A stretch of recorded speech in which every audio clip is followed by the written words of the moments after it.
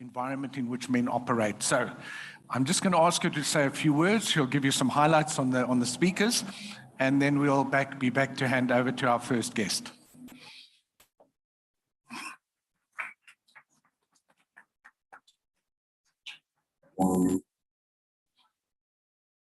Sorry, where's the... You pay for that, by the way. You know, it's like you buy a BMW, you pay extra for the sat nav.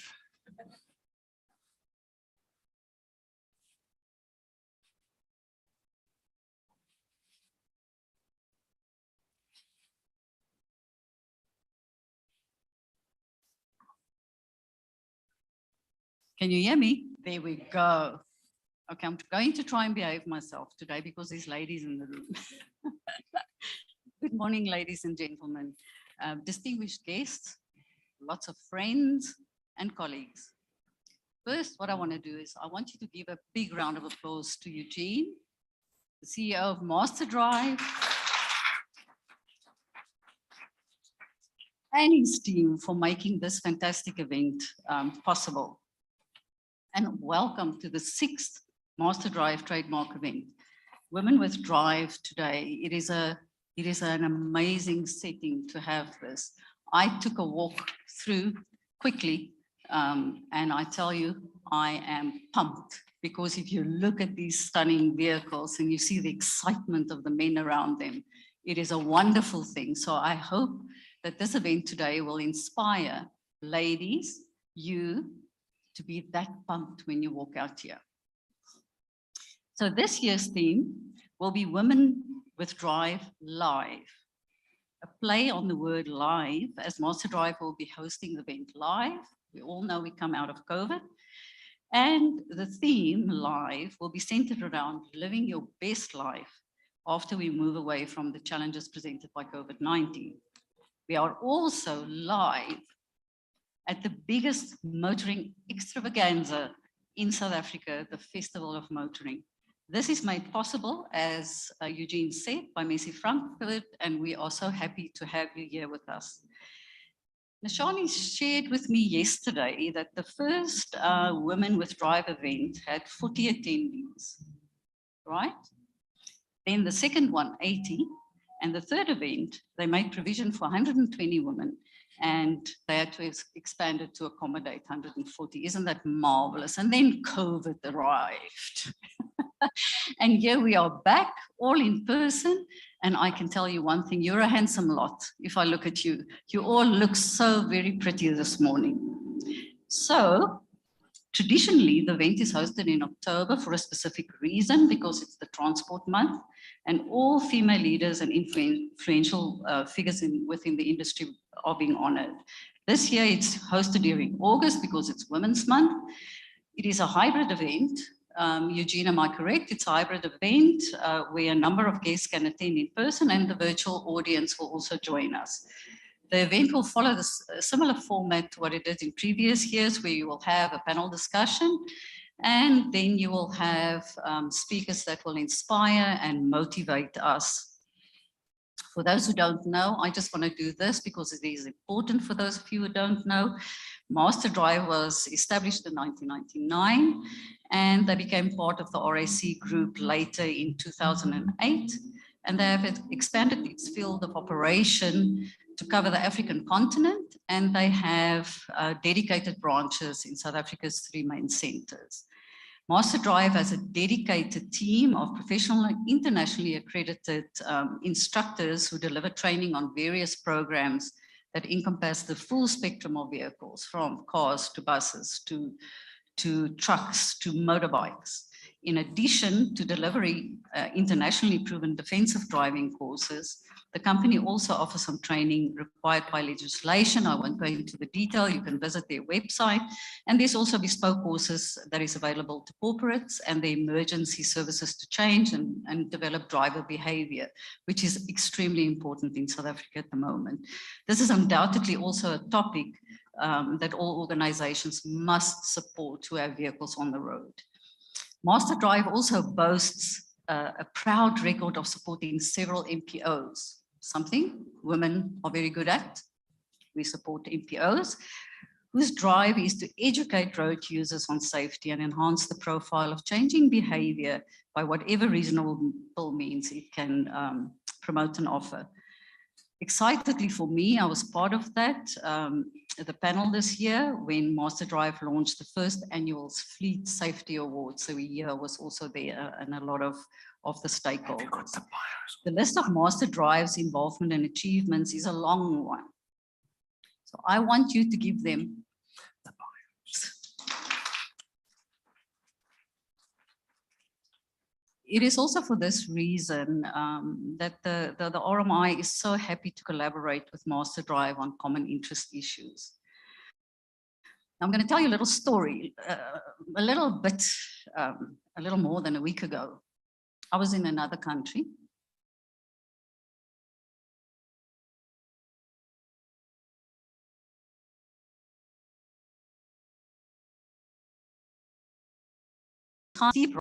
The fear I later understood to be not about height I was stuck at, nor about the inability in the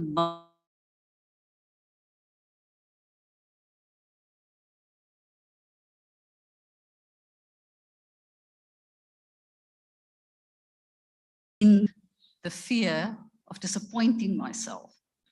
And of course, I kicked fear out, looked up, stood up, and climbed it more or less perfectly to the top. So I need a round of applause today.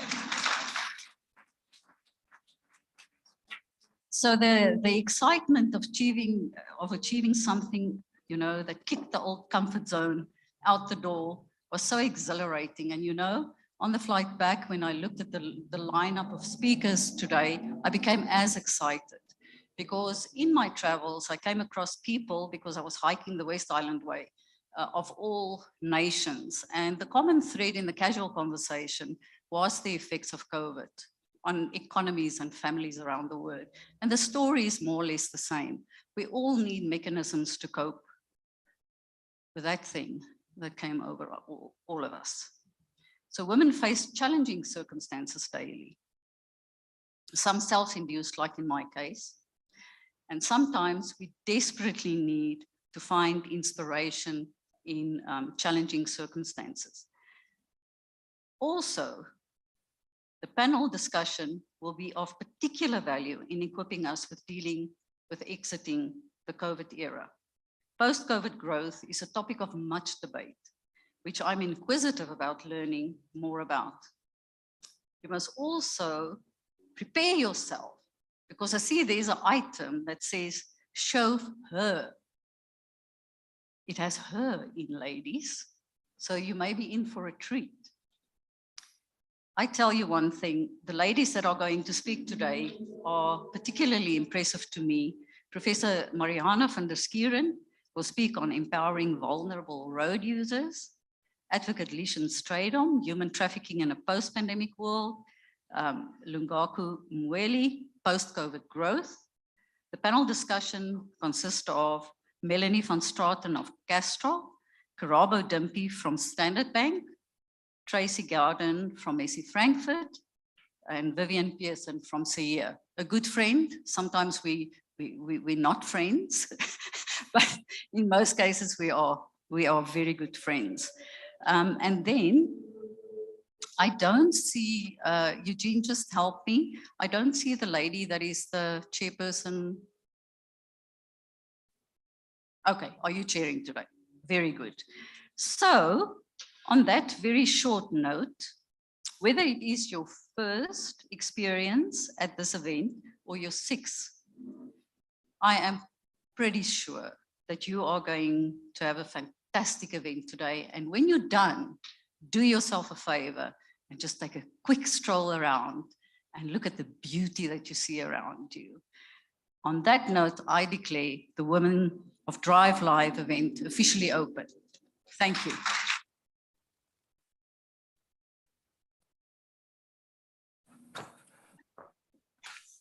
Guys or ladies, with an introduction like that, I'm sure we'll go a long way. So thank you very much for being here again. You know, this in-person stuff is really cool, eh?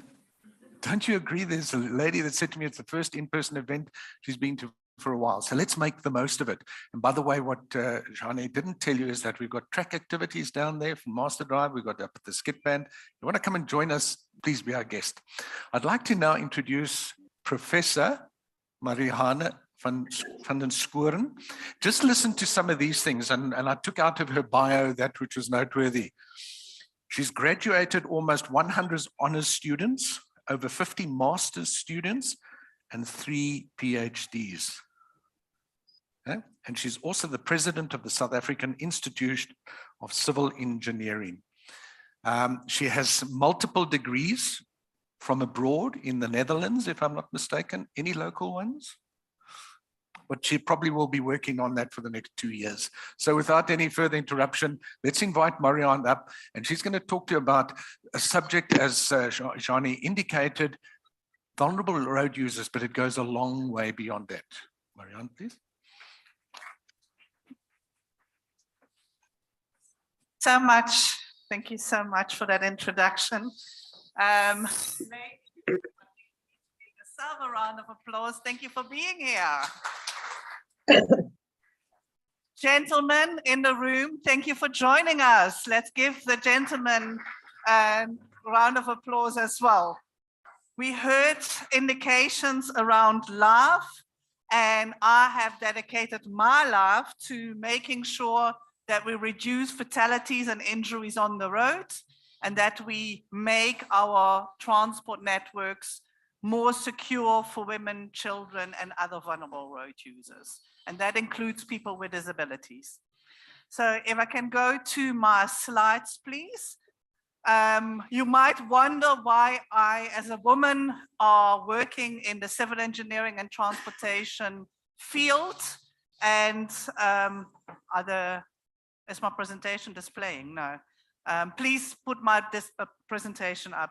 You might be wondering why I am working in the type of field that I'm working in. I can tell you my father had a driving school, and that's where it all came from. We had long discussions when I was growing up. I washed his car from when I was about 7 years old. Every single day, he said, my car is my business card, it needs to look good. So that's where it comes from. So that's why I'm here. That's why I've studied transport planning and engineering, and that's why I have been doing what I'm doing for the last 30 plus years. So for me, it's not about the degrees that I have, it's the journey that I had. And I just want to give you, given that we are in Women's Month, just a little bit of background about myself. Well, I'm giving away my age now. I'm starting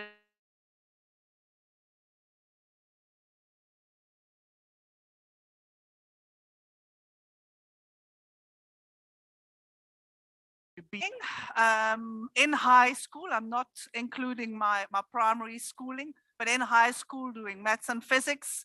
And while I studied engineering and transport planning, we were about 25% females in the classroom. So just to give you an idea. I then started working in '89 in the Department of Civil Engineering at the University of Delft. And there I was the only female researcher. I went to TNO, which is the sister organization of the CSRR, so you have an idea of what type of institution it was. Again, when I arrived, I was the only female researcher. There was one female data analyst, and that was it, and the secretary, of course. When I left there in 2000, 40% of our researchers were female. So in that decade that I worked there, we really made a difference. When I arrived at civil engineering, again, I was the only female at the University of Cape Town in the civil engineering department. At the moment, we are about 28%, but that's 22 years later. So that South Africa is not transforming the way Europe is. And I hope much more will change in the future. We do need women in this industry. We knew, and I am ecstatic to see so many women in the room, and we need to make a difference. There are other reasons why we need to make a difference. And if you look at engineering our transportation environment, we engineer it around men. I'm sure there will be more men visiting this event in the next 3 days than women. They are ecstatic about fast cars. We are as well. We just don't show it as much, right? They are ecstatic about fast cars. That's what they're trying to do. Well, I can tell you that in our general environment, more women go to work in South Africa than men. So why are we creating a transport environment that is designed with men only in mind? And that has happened all over the world. So gentlemen in the room, don't feel attacked by this. That has happened all over the world. Transport networks have been designed by men for men, forgetting about everybody else that is using them. When the last time before COVID that I went to an international conference, the question on building environments, transport environments, was how can we build environments that contribute to early childhood development? That is really changing the paradigm. So that's where I want to go in South Africa. Just a few statistics. If we see road safety and we look at drivers, we know that the driver mode share, more men drive cars as drivers than females in this country, but it's not a 75 or 80% male. Actually, 42% of drivers in this country are female.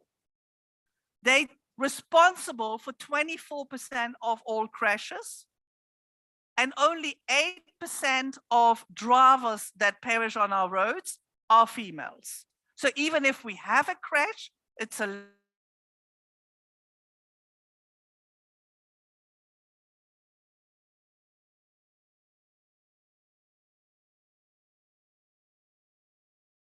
nothing new. I just thought I give you the percentages so you have it from an academic point of view. When we are passengers, and about 55% of passengers in this country are female, we are slightly more secure than males. 45% of crashes are females as a passenger, and 45% of fatalities are females. So we probably put our seatbelt on more. We make sure that we brace ourselves more if something happens. We take care of ourselves a little bit more. And that is even more daunting when you look at pedestrians. 51% of people walking in our roads are women. Only 25% of crashes and fatalities are females. So ladies, we're doing well. We're taking care of ourselves, and we're generally taking care of our children when they are with us. So because of this, and because I know we're doing well, I don't want to dwell more on road safety. I actually want to look at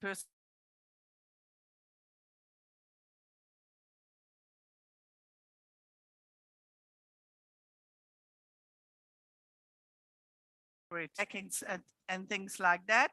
But if we're looking at the women that are using our public transport system, we see that many of them are dissatisfied with the service that they are having, or very dissatisfied with the service that they are having. You can look at the different modes of transport: minibus, taxis, buses, BRTs, metro rail, and GO train. And you can see there, I have given you the percentages at the end, that feeling dissatisfied with the quality of the environment, the vehicle, the station, etc., and or the walking to and from, provides high numbers. The worst is walking to and from metro rail. And I can tell you, I had this data in 2013 as well. This is data collected just before COVID in 2020. In 2013, the data said that 56% of women were dissatisfied or very dissatisfied with the environment walking to and from metro rail. That has even worsened. And that is before the collapsing of our rail system that now even increases the burden on travel for women. I know this is a car-related event, but I just wanted to give you an indication from some of the research we have done of the experience that people have. This is data collected at the Southern Suburb line in Cape Town, the safest rail line in the Cape, in Cape Town. And we see that of the males that responded, they generally have some security issues. Mugging is maybe the most severe. They really are not harassed.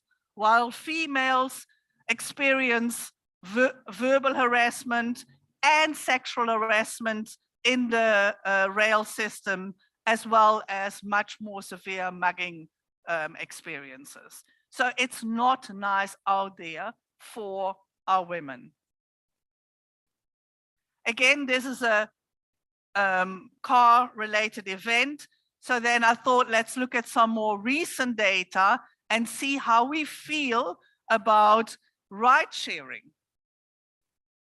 This is a group of young adults. Everybody had to be over 18. We split having a vehicle or not, and we split gender. And you can see the concern about crime. This is in Cape Town, the concern about crime by males that have vehicles. And during and after COVID, they think that crime has gone down. Males that have no access to cars, and again, although the angle is slightly less significant, they also feel that Cape Town has become safer, while females with vehicles or without vehicles, depending on rideshare and public transport, feel very different. I think that is significant. Something is happening there, and we need to identify what the reasons are and do something about it. And doing something about it is something that I've been working on for the last 2.5 or 3 years with a consortium. This is a consortium working in Africa. We have collected information on what can we do in the public transport sphere to make public transport safer for women, make sure that sexual harassment doesn't happen or is reduced. We have created this pyramid towards an harassment-free society and includes 5 different stakeholders. So we give advice to 5 different stakeholders in this system: public authorities, policymakers, NGOs, public transport operators, as well as enforcement agencies. They're all active in this sphere. And I'm not going to go through the whole system because that would really become a lecture. But what we are looking at is what can we do in the built environment? What can we do with regards to vehicle design, policy and surveillance, management, education, and in the legal sphere. And I'm just pulling out a few things. There are 49 different interventions that we have identified, what the costs are, how efficient they are, etc. I'm just pulling out a few that are directly related to what we as women can do in this industry. We can be part of physical security and policing. Female drivers, and there was a chauffeur comment just now, having female drivers, I will feel much more secure if my ride-hailing driver is a female, and I can actually choose that. We need to do education on positive masculinity. You know, it's not only about showing off and taking, not even charge, thinking that women are your goods. We should be equals, and we can train males around that. We need to provide support, and when something happens, for us as female to help our sisters makes a huge difference. And we need to, and that's for male and females, we need to be part of the decision-making process, of the design process, of what our road networks, our vehicles, etc., should look like. Things that we can do on the vehicle is restrict tinted windows. Anything can be happening in this vehicle. And for public transport, make sure that you have individual seats, because harassment happens less when that is the case. So I ask you all to help me to make sure that we create a women-friendly society. And I ask you, what does a woman-friendly city look like to you? Thank you for your attention.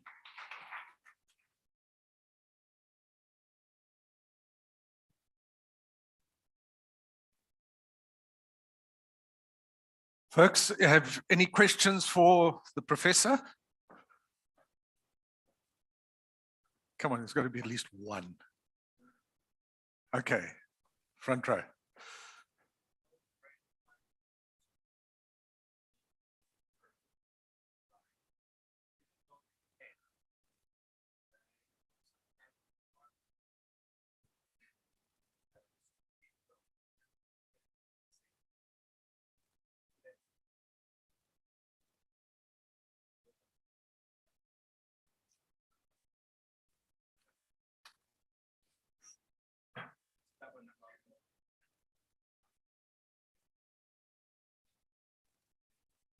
Listen, it does. I can tell you that before I came to this country, when I got my driver's license in the Netherlands, it was actually illegal to lock your doors in those days while driving.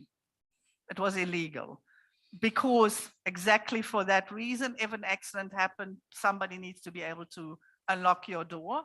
I think we have technology where that can happen automatically. It can release if necessary. But in a situation like South Africa, where personal security is a much higher danger than actually the risks at a crash scene, I would say doors locked is the better way. Thank you. Thank you, Marianne. Okay, let's just take one last question from our president of the RMI. Shani, please. Professor, what do you think we can do to help you?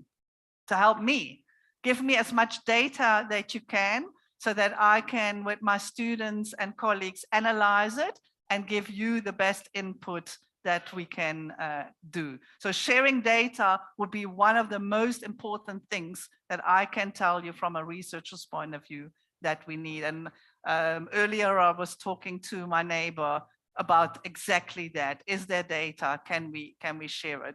There's often a promise of data also with ride-hailing services, etc. And then it doesn't come. There are projects where we tried for 18 months to get data, and I can't have students waiting for 18 months. So data sharing for me would be the golden result of talking to you. Marianne, one last quick one from Laurette.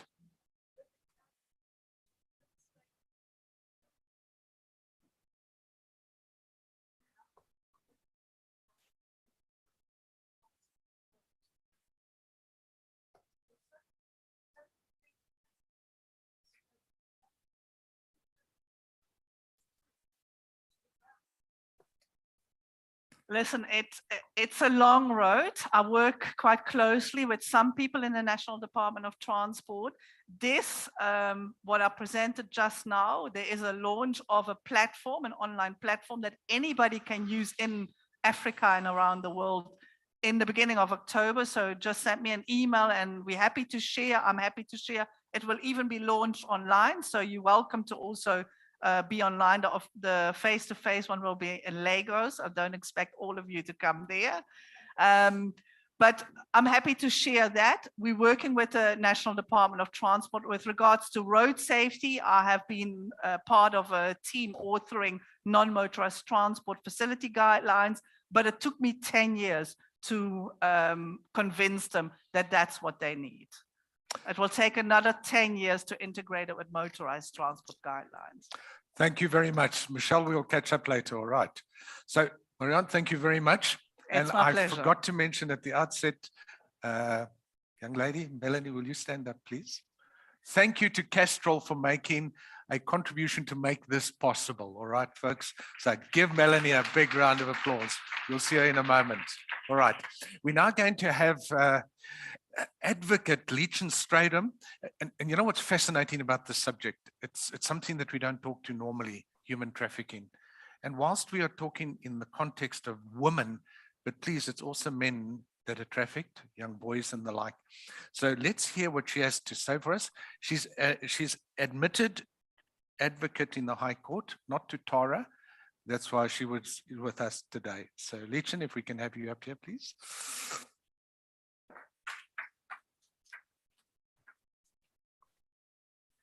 Good morning, everyone. Thank you so much, Eugene. I must admit, this morning has been one of those mornings. And on my drive here, I was just thinking to myself how my morning has been fitting in with today's topic, living our best life and coming out of lockdown and how everything's changed. And I mean, it's been crazy and, you know, rushing for time. And I've got my notes, old school, printed out today because everything the past 2.5 years have been digital. You know, we've been working online through Zoom and that type of thing. So thank you for joining us today while we discuss modern slavery and the growing risk concern that it is for businesses. So I know that it is a dark topic and it's something that we often would prefer not to talk about, but please bear with me for a couple of minutes while we work through today's content. And as I said, you know, I mean, the past couple of 2.5 years have turned our idea of normal upside down completely. But let's be honest, that's not really a bad thing, is it? Because it means that as we're coming out of that, it's a change. So it means that each and every one of us sitting here today, we have that opportunity. We can contribute to the changes that are implemented as we move forward, you know, coming out of the pandemic and back into businesses full time.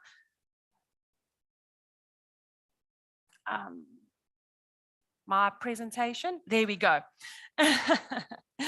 Okay, so have we ever thought about where our products come from?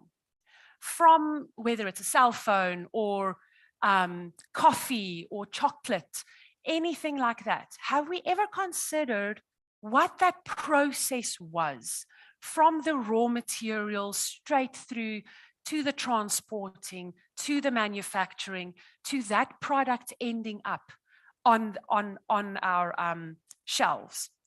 So anti-modern slavery within businesses have gained international favor, not only within the business space, but also within governments across various countries.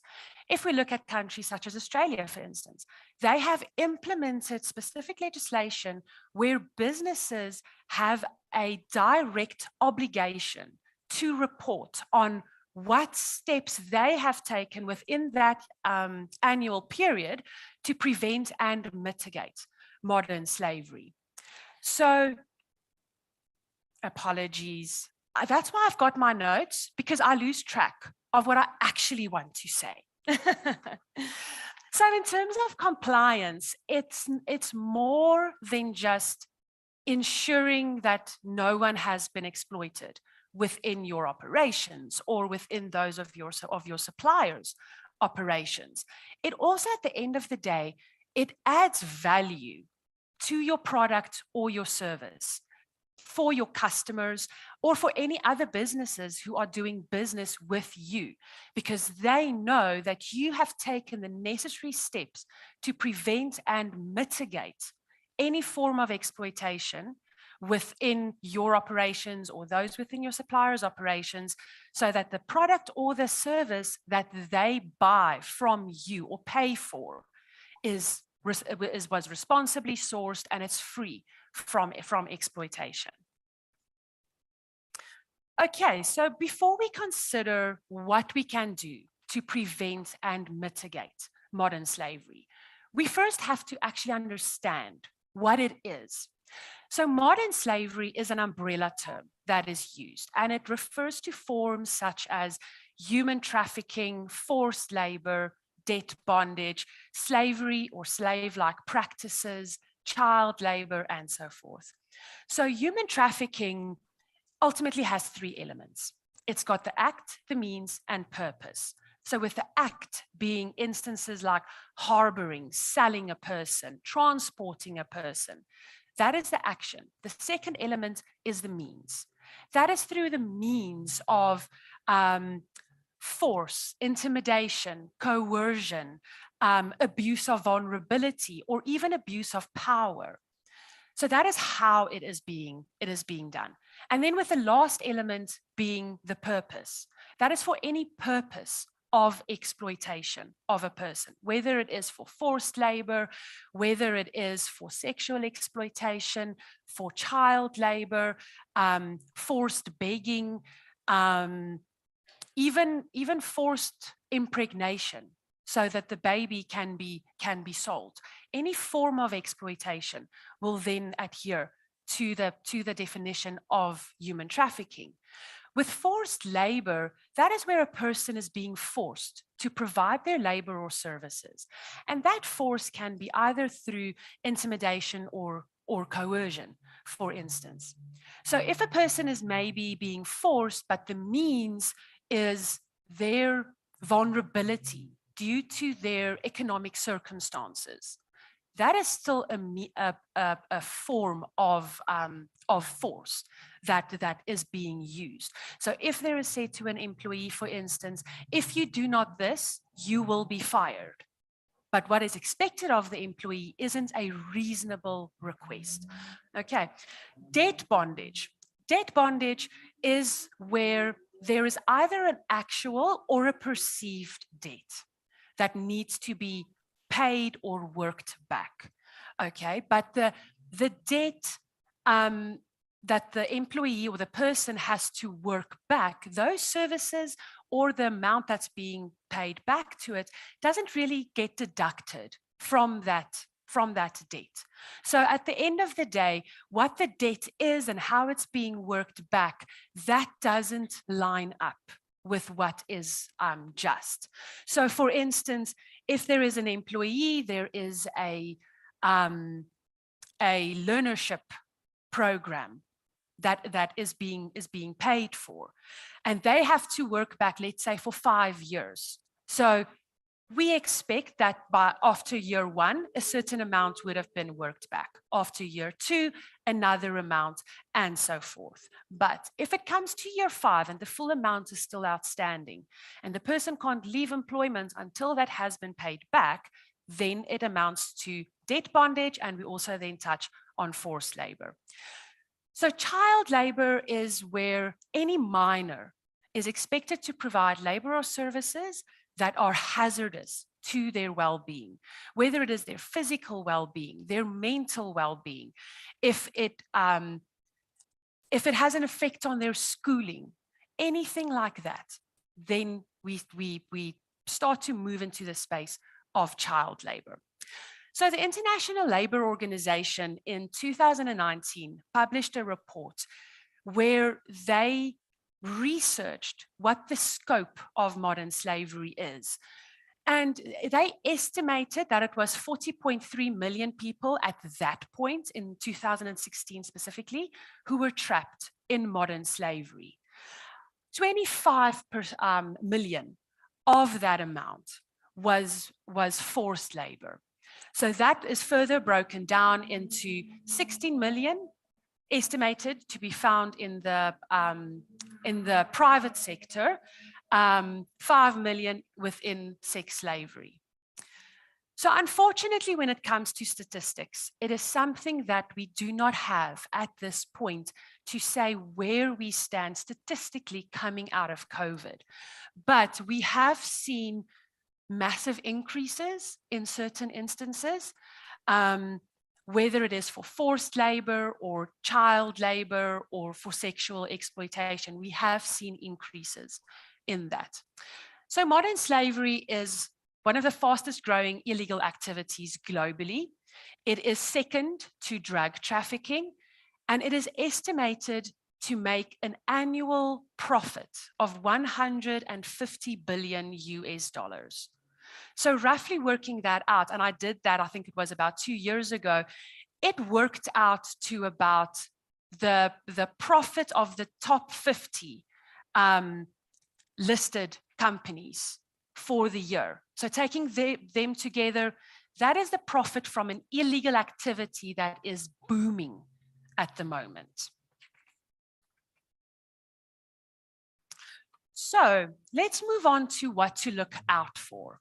So some red flags according to the International Labour Organization, and this isn't a full and a complete list, but abuse of vulnerability. I briefly touched on it earlier. Each and every one of us have a vulnerability, whether it is our financial circumstances, a child-headed household, whether it is us just being alone.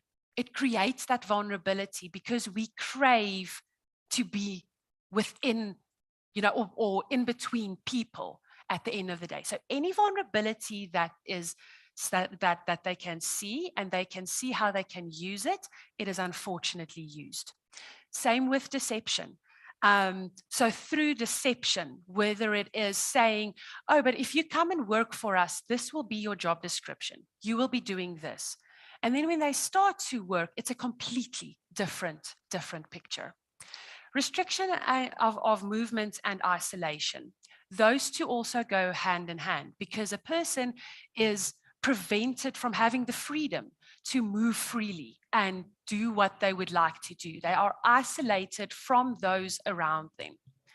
Physical and sexual violence, intimidation, and threats. That also speaks to the force, the means elements within these crimes. Retention of identity documents. So it is a crime to have a person's original identity documents within your possession. Thank you. Someone mentioned that. My brain was still thinking in Afrikaans. Thank you. So withholding of wages. It also touches on debt bondage, and then abusive working and living conditions and excessive overtime. So what can we do with this? So it brings us back to the topic of today, living our best life. And how do we live our best life? So my husband works within the occupational health and safety field, and often he has spoken about a principle within that space called my brother's keeper. So my brother's keeper, what it means is it's employees within the workplace looking out for each other on a daily basis so that we are working safe, and at the end of the shift, we get to go home to our families in one piece. So that is how I see this when it comes to modern slavery within business and what we can do and living our best life. It's looking out for each other. If we see something that isn't right, speak up about any injustices that are happening. So within businesses, all of us aim for decent work environments. But when we move to the left, to dangerous or substandard working conditions, these are the areas where it's non-compliance of labor legislation, employment contracts not being provided, recruitment methods not being responsible, where potential employees have to pay to be able to come and work for that particular employer, deductions being made from salaries, pay slips not being provided to employees. And from there, it's a very short and slippery slope to move to modern slavery, where we move into the criminal elements of this topic, unfortunately. So bringing us back to what we can do and living our best life. So it takes a village. And in this instance, it's not to raise a child, but it's businesses and us as individuals coming together, living our best life, speaking up about injustices that we are seeing, making changes so that others can also be equipped and assisted to live their best life. Thank you.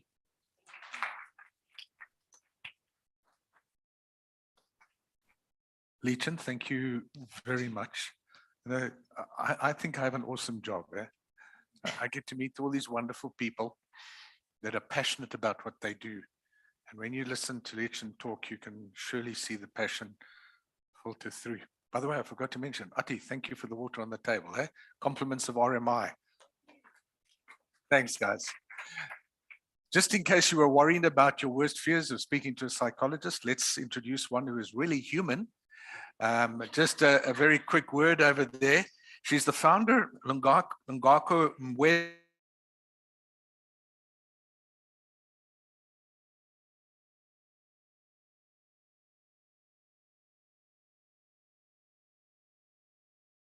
And just wow the audience as you normally do. Thank you. Oh, jeez. All right. Thank you so much, Eugene. Good morning, ladies and gentlemen. And as introduced by Eugene, my name is Lungako Mweli. I'm a counseling psychologist. And interesting fact, actually, I hope I'm seeing the right face, but I was watching a show, it's Podcast and Chill.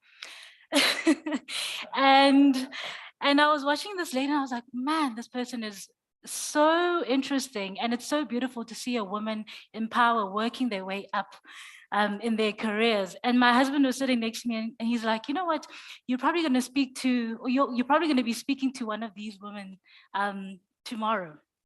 And interesting enough, I walk in and I see the hairstyle. I'm like, no, man, this can't be. And I literally sit behind her and she greets. So I'm so honored to be in the presence of so many phenomenal women. And it's such a pleasure to be presenting to you today. She knows who she is. She's there in the corner. So today I'm going to be speaking on post-COVID growth. Right? Okay, there we go. Okay, I'm going to try to navigate my way through this. But how do we speak about growth without actually reflecting on our COVID challenges, right? So I think we can all agree when I say the world was in crisis. It's a public health crisis, right? And a lot of us had to really experience abrupt changes and a lot of psychological distress and a collective trauma at that. It was a global pandemic. All of us were in the same experience. We experienced similar feelings and emotions, some more than others, of course. And of course, the COVID pandemic impacted on us personally and professionally as well. If I can maybe look at my own experience when I was still at Wits working with students, and just having to watch our managers, try to gather as much information as they can to ensure that we know what to do next. We know how to offer our service in a different modality, in a space and a way that we've never delivered before. And at the same time, also securing our safety so that we're healthy enough to offer that service in the first place.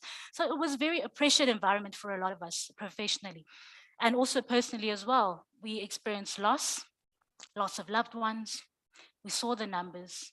We saw government dig up 1 million graves, and that was traumatic enough for all of us. We also lost a sense of normalcy and our routine and the way in which we did things generally. So it was quite a lot to adjust to.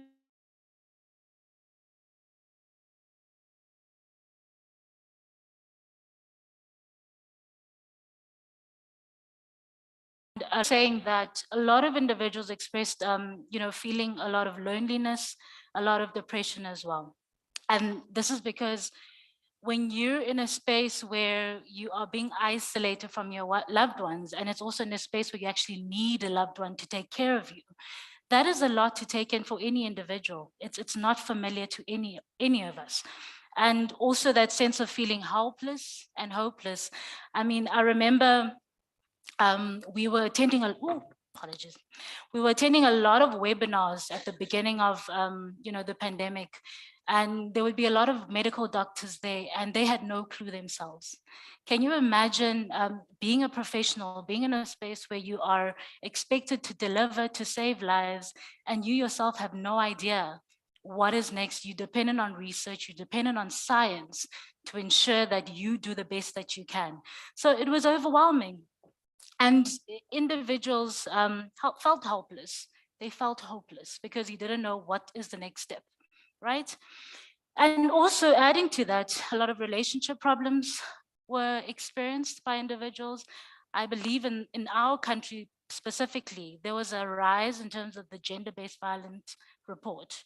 And I remember internationally, I believe it might be Japan, I stand to be corrected, divorce rates were going up as well.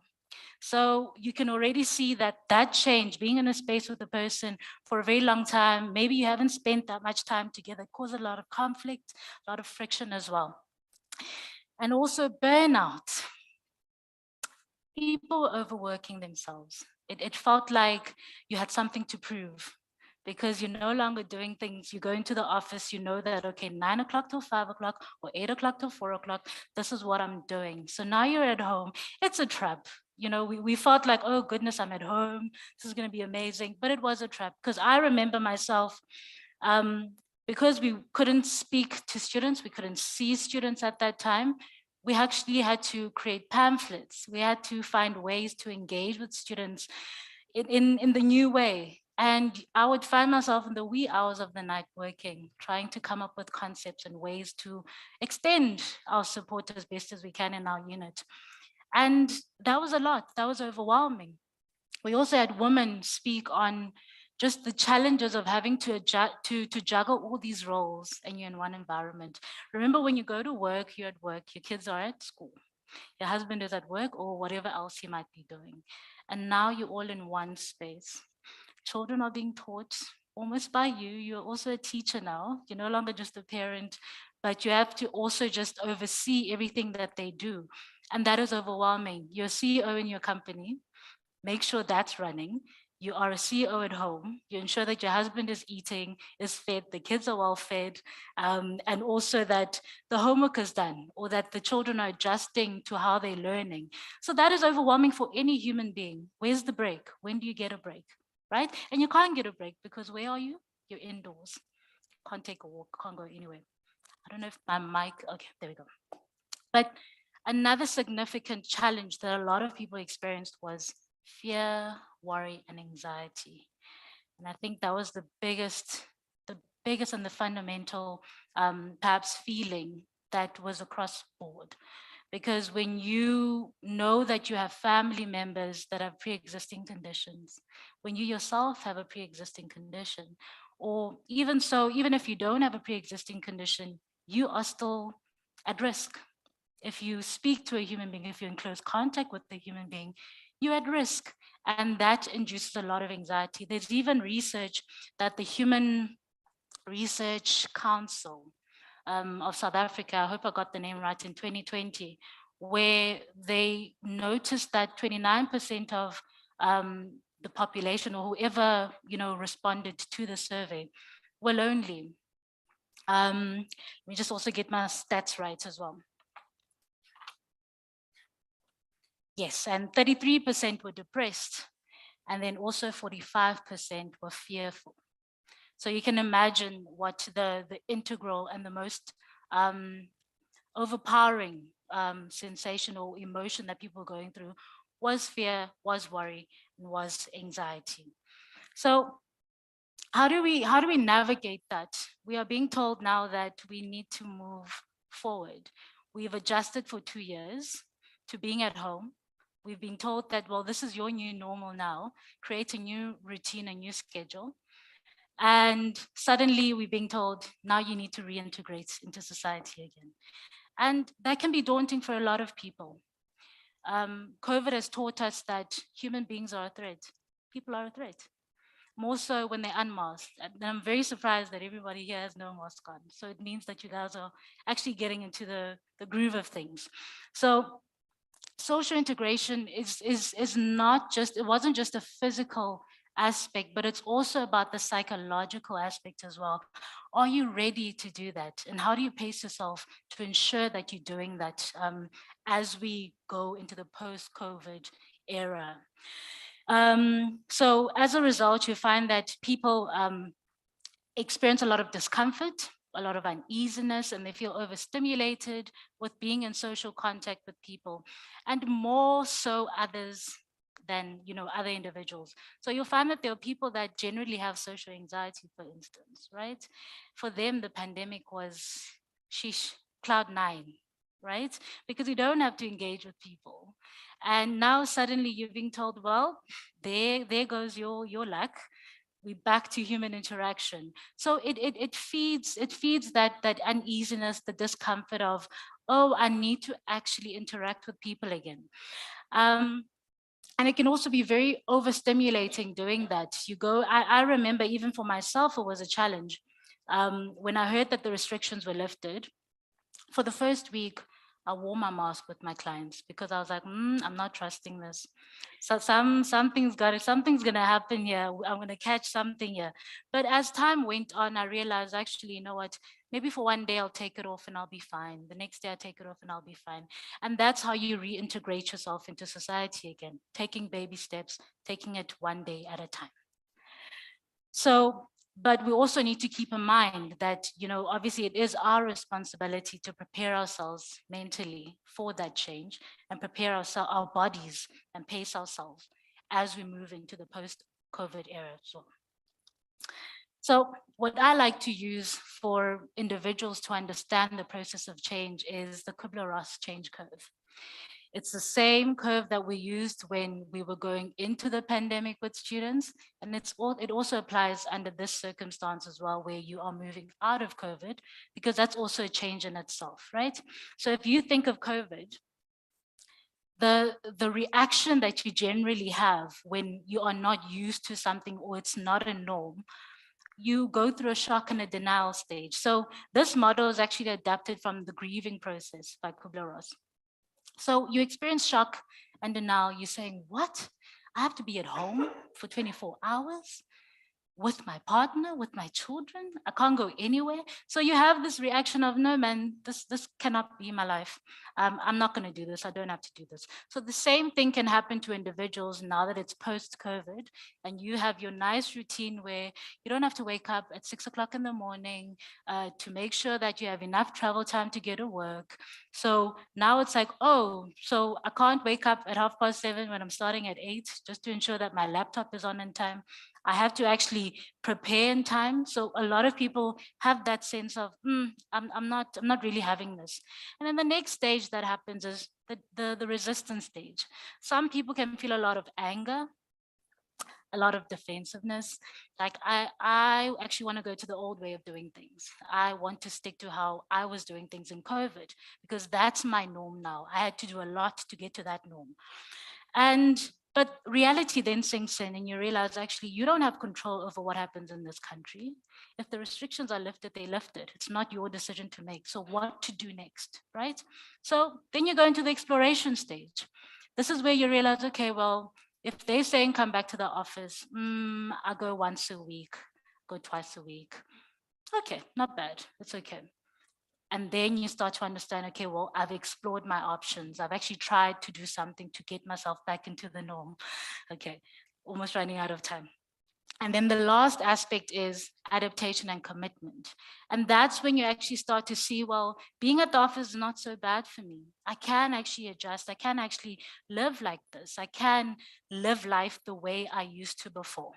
And that's how we then reintegrate ourselves into society and having our social lives again. So then comes the concept of post-traumatic growth. And I decided to then come up with the term post-COVID growth because I thought this was such a fitting way to find our way forward as individuals and as society. So post-traumatic growth actually is a term and a theory that was developed in the 1990s by two psychologists, Tedeschi and Calhoun. And their theory actually came from noticing that clients will go through traumatic events or very distressful events, and they would somehow, after processing that trauma and integrating that trauma into their lives, they would somehow see positive growth, right? So you would see the psychological change. They would start to develop new understandings of themselves, of other individuals, the world, and also the future as well. So that's where the significance was for me when I thought of the COVID pandemic and people living after the pandemic. So I was like, okay, well, post-COVID growth, that's the way you reintegrate yourself into society after this stressful life event. Okay, so this is where you then consider the challenges that you've experienced during the pandemic and what are the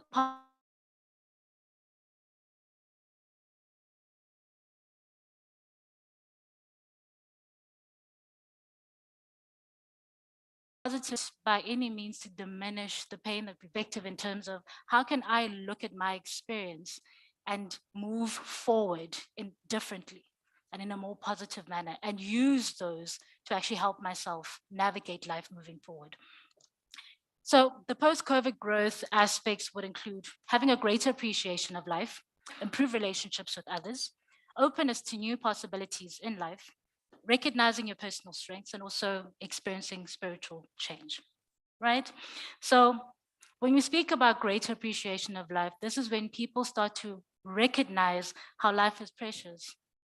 When you've lost loved ones, you actually realize, well, you're still here for a reason, and life is precious. Sometimes the days are numbered. You also then start to adapt or adopt a mindful, deliberate, and also a present-centered approach and way of thinking in terms of your daily life experiences.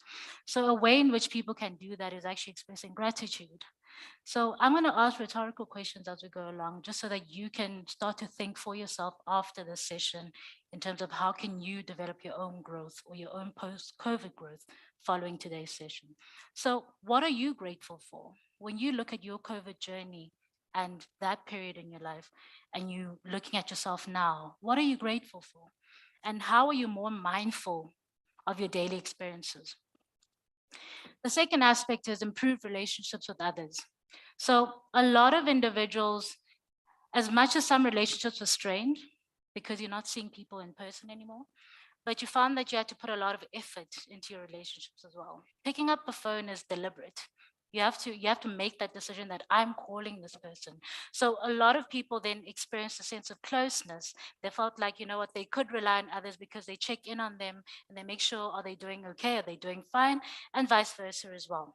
So research also showed that, in fact, you know, people did report social growth during the pandemic because they could take care of family and also their friends, support their friends as well. So my question to you is, how can you develop supportive relationships and also improve your communication with people?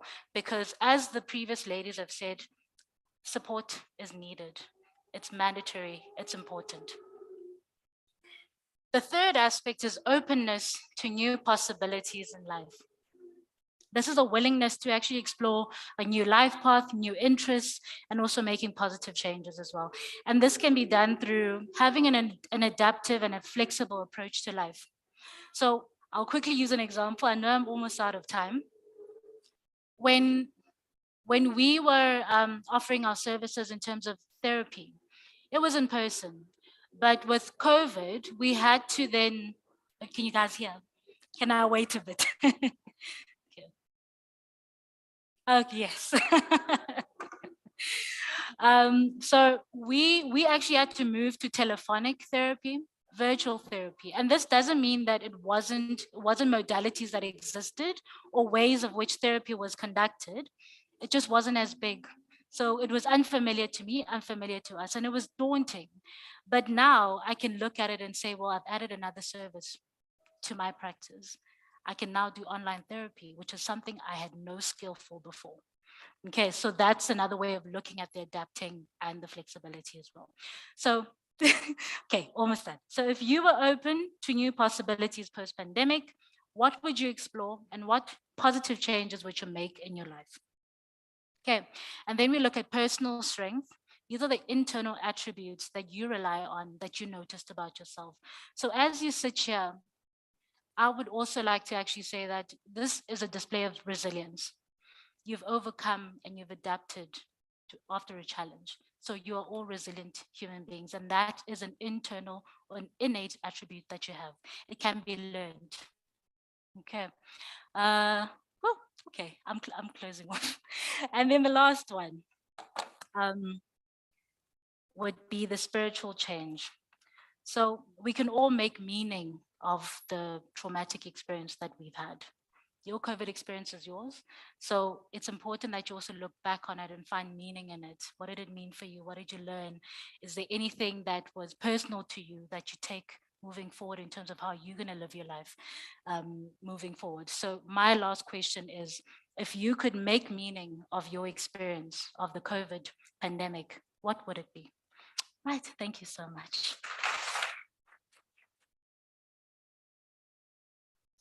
Lungako, thank you really very, very much for that. Guys, there's never enough time. If we go over half an hour, do you think that'll be enough? Give an hour, it's not enough. But for those who would like, the session is being recorded. So if you'd like a copy of it, the presenters will share theirs. They've agreed to share it. So please make contact with our office and we'll let you have it. Just post-mortem on previous events, it was determined that there was just too much on top of each other. So we learned from that, and what we're now going to do is take a 15-minute break, whereafter we're going to get you back for a panel discussion. And just so that you know, anybody who's considering leaving, it's not worth your while, because there's gifts to be had at the end. And I promise you, it's at the very last moment. And if you're not here, you don't qualify. So please, folks, can we ask you to join us again at 11:15? We are starting promptly. Thank you.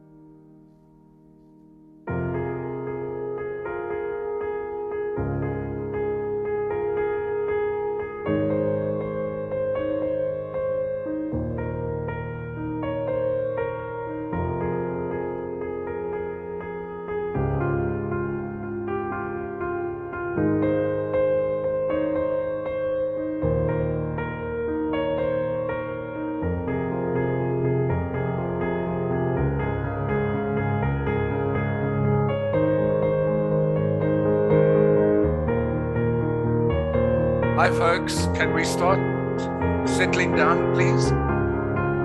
And Melanie, who wants to be the first one on the platform, is there already. Leonie, where are you, Leonie? How do you deal with this lady's enthusiasm?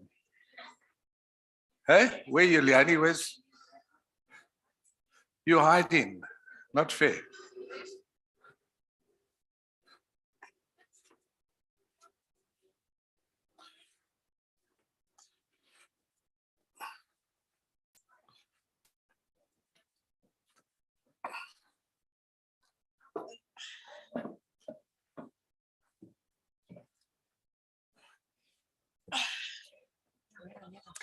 You don't need that one.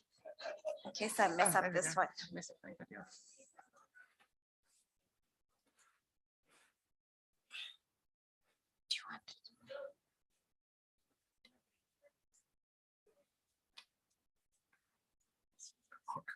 Discussing just one.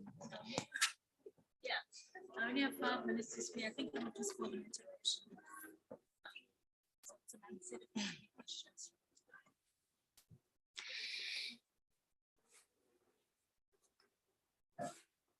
So we start the prize drawing now. Eh? It's one way of getting everybody here.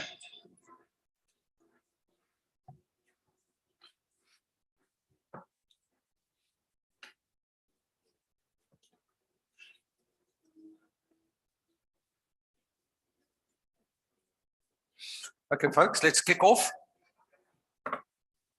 So thank you for returning. And if the others do fill in, please just be patient. Give each one of them a round of applause. You know that long walk when you get on the aircraft late and everybody says thank you when you arrive? Kind of, that's the attitude. Karen, welcome, eh? Just make sure you're seated. Okay, folks, just before we pick up on the discussion whilst this noise is happening here, you will have noticed when we sent you the invitations, we did this in support of the Guide Dog Association for the Blind, the SA Guide Dog Association for the Blind. And we just asked that you buy a brick. What is the price? 5,000, eh? No. It's 10 Rand, eh? So please, it's not too late if you would like to, or if you know of anybody who would like to donate to that.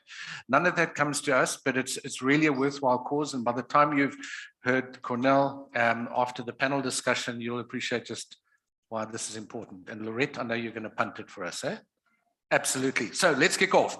So the theme for our discussion is going to be talking to how these ladies, who each in their own right occupies a very important role in society and in the businesses that they run. And what I would like to do, we've got some questions, and I promise that I won't spring anything on them as a surprise. However, just a quick wrap around, just introduce us who you are and why is Women's Month important to you? And I'm sure you can ad-lib that. Okay, who would like to go first? Okay, thank you. Imogen. I hope this is working. Can you hear me? First of all, I'm happy to be alive post-COVID-19. My name is Imogen Mngwango. I'm from Gauteng Women in Transport.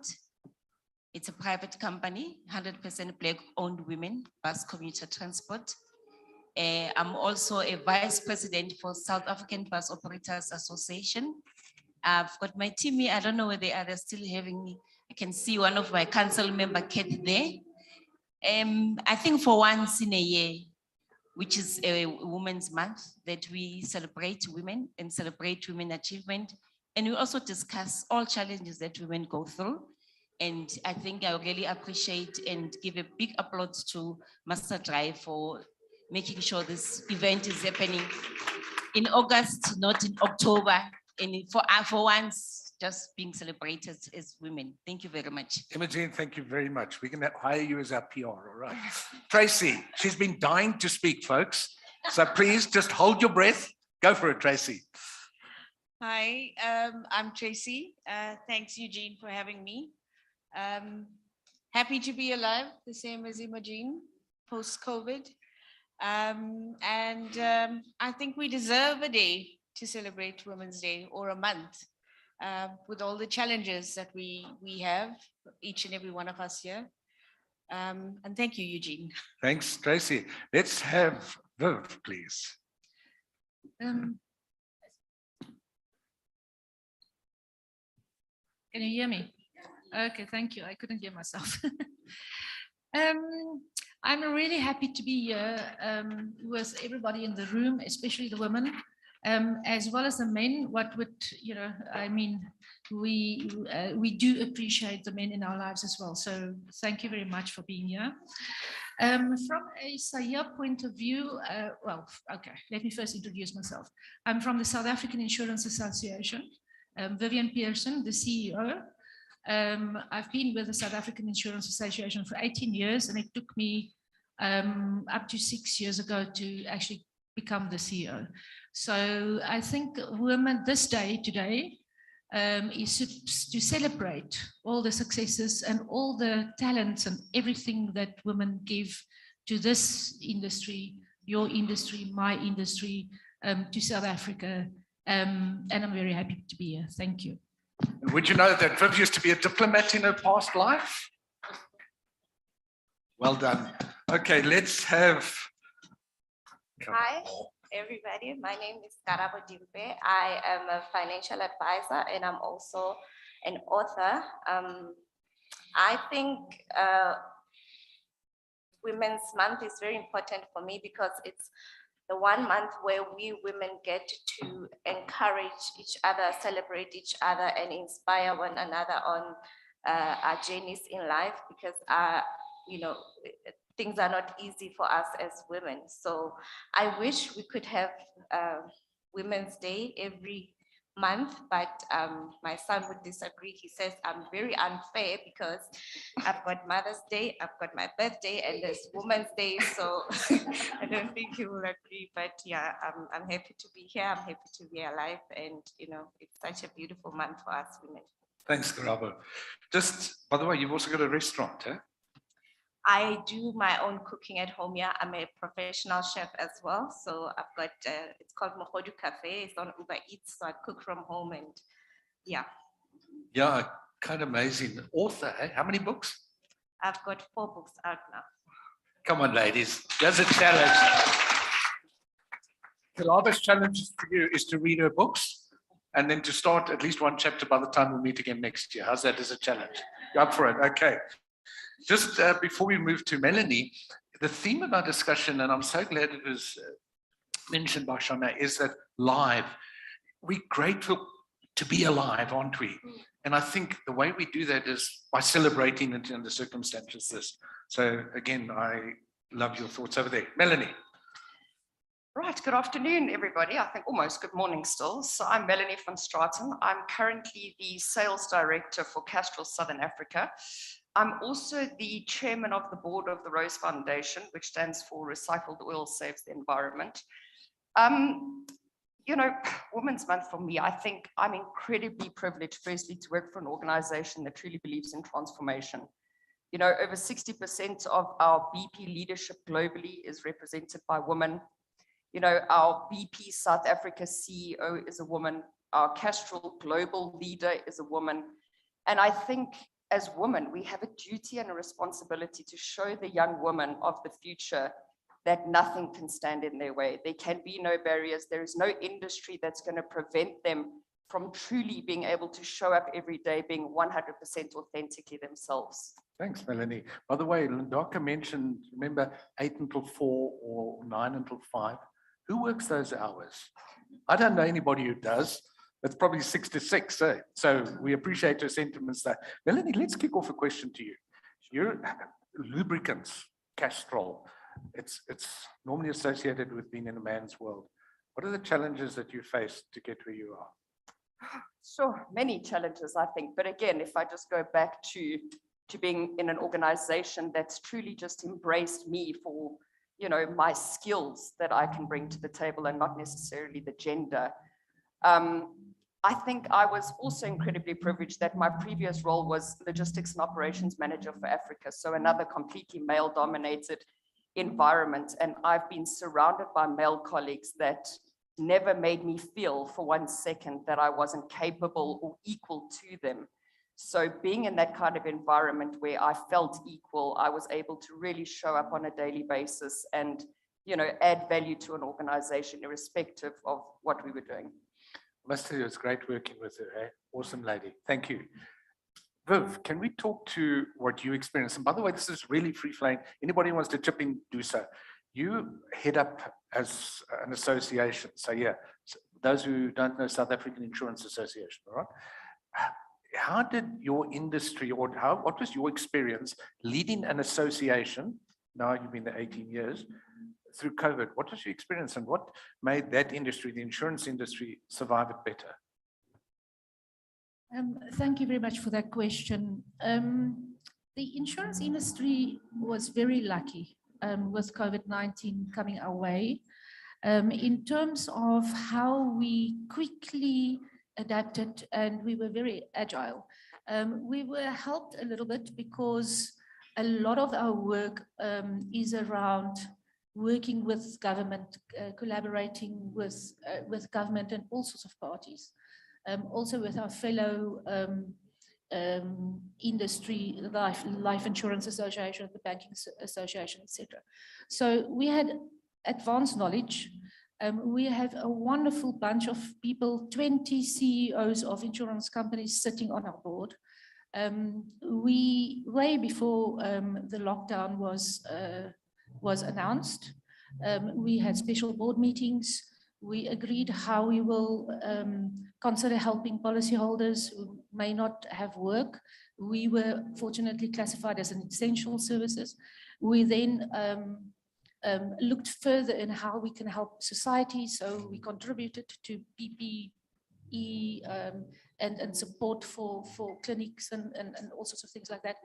Together with the Banking Association, we started a worker-based vaccination site where we motivated all our staff members to go and get vaccinated, because we realized we had to look after the health, the mental health, the support, technical support. Within a week, Outsurance, for example, moved our whole call center offline through the number to each and everybody's home. We provided inverters to everybody, every staff member within a week. So that kind of support you need. You need social support. We had activities online, and there were very funny moments in these activities.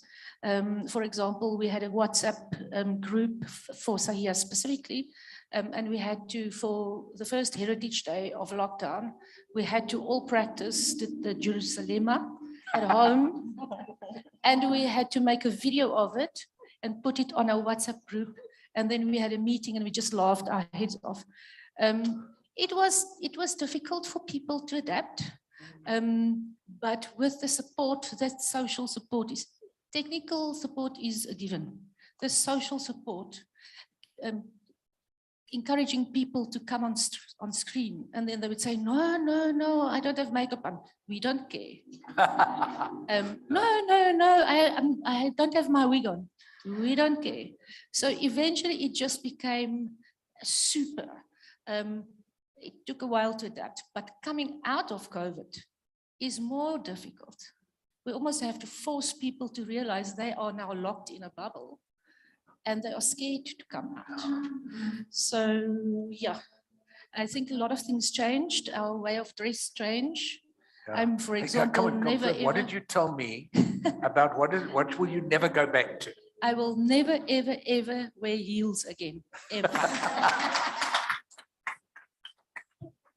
Guys, this is not about you, eh? This is about the ladies, all right? It's a personal choice. I'd like you to reflect on something and remember, and part of a program that we run and part of the sponsorship today is No Cell in the States. 25% of crashes are caused by distracted while driving, of which we believe the greater percentage is misuse of cell phone.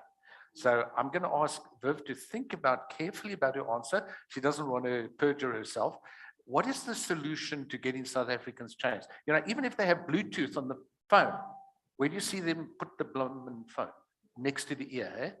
How, why, I don't know. Let's move to Tracy. Now, Tracy, she's very nervous, so please, when we finish, she's going to be great. We worked together at Automechanica.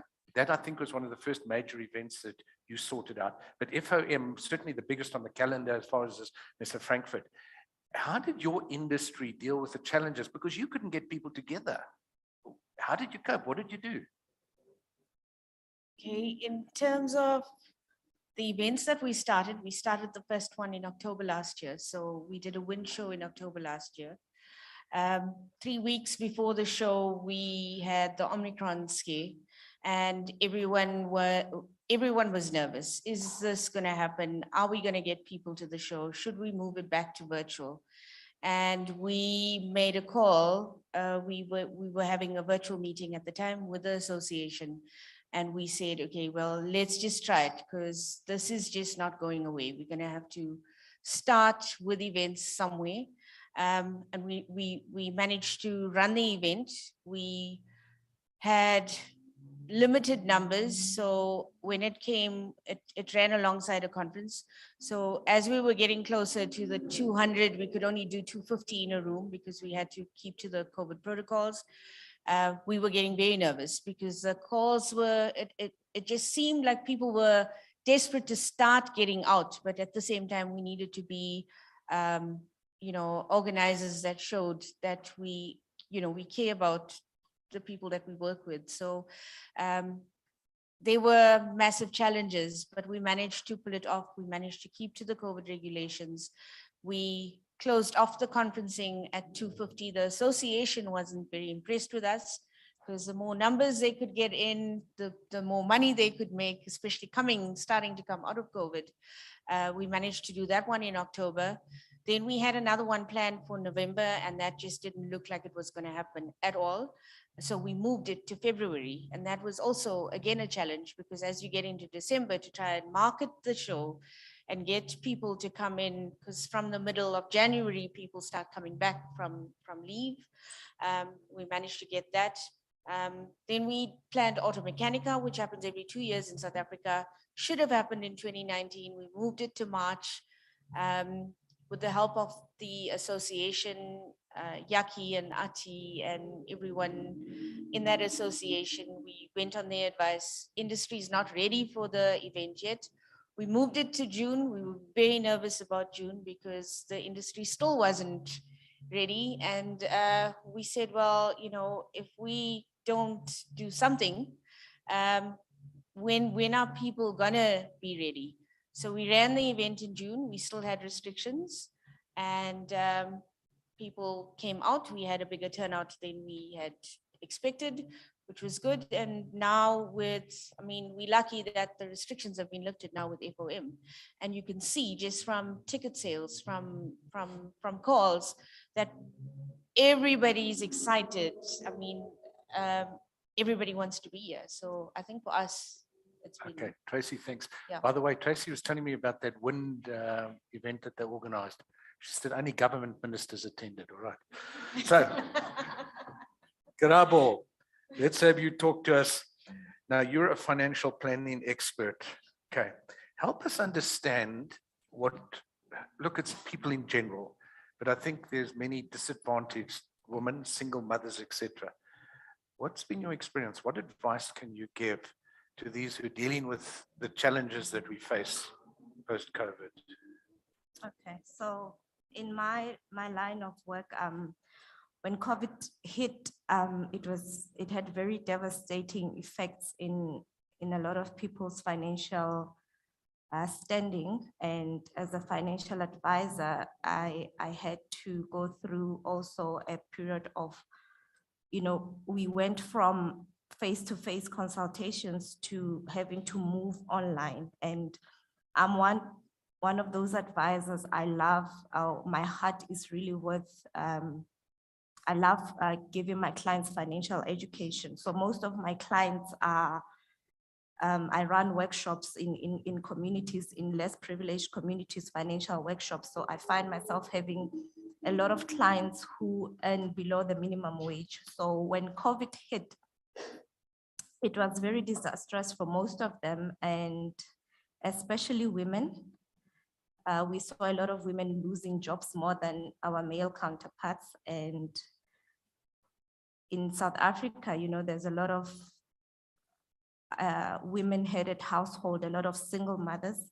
And we saw a lot of disinvestments, you know, where a client would come to say, you know, they've been retrenched. They didn't have a retrenchment cover in place. And, you know, they were saving the minimum they could. And now income was gone and they had to come and dig into the emergency savings, which was not even enough to last them through those months of lockdown and everything. So we had to, you know, I watched a lot of clients, a lot of female clients who, you know, were in a very, who had to abandon their financial goals because they now had to go and dig into those savings that they had saved for something else, and, you know, income was not there anymore.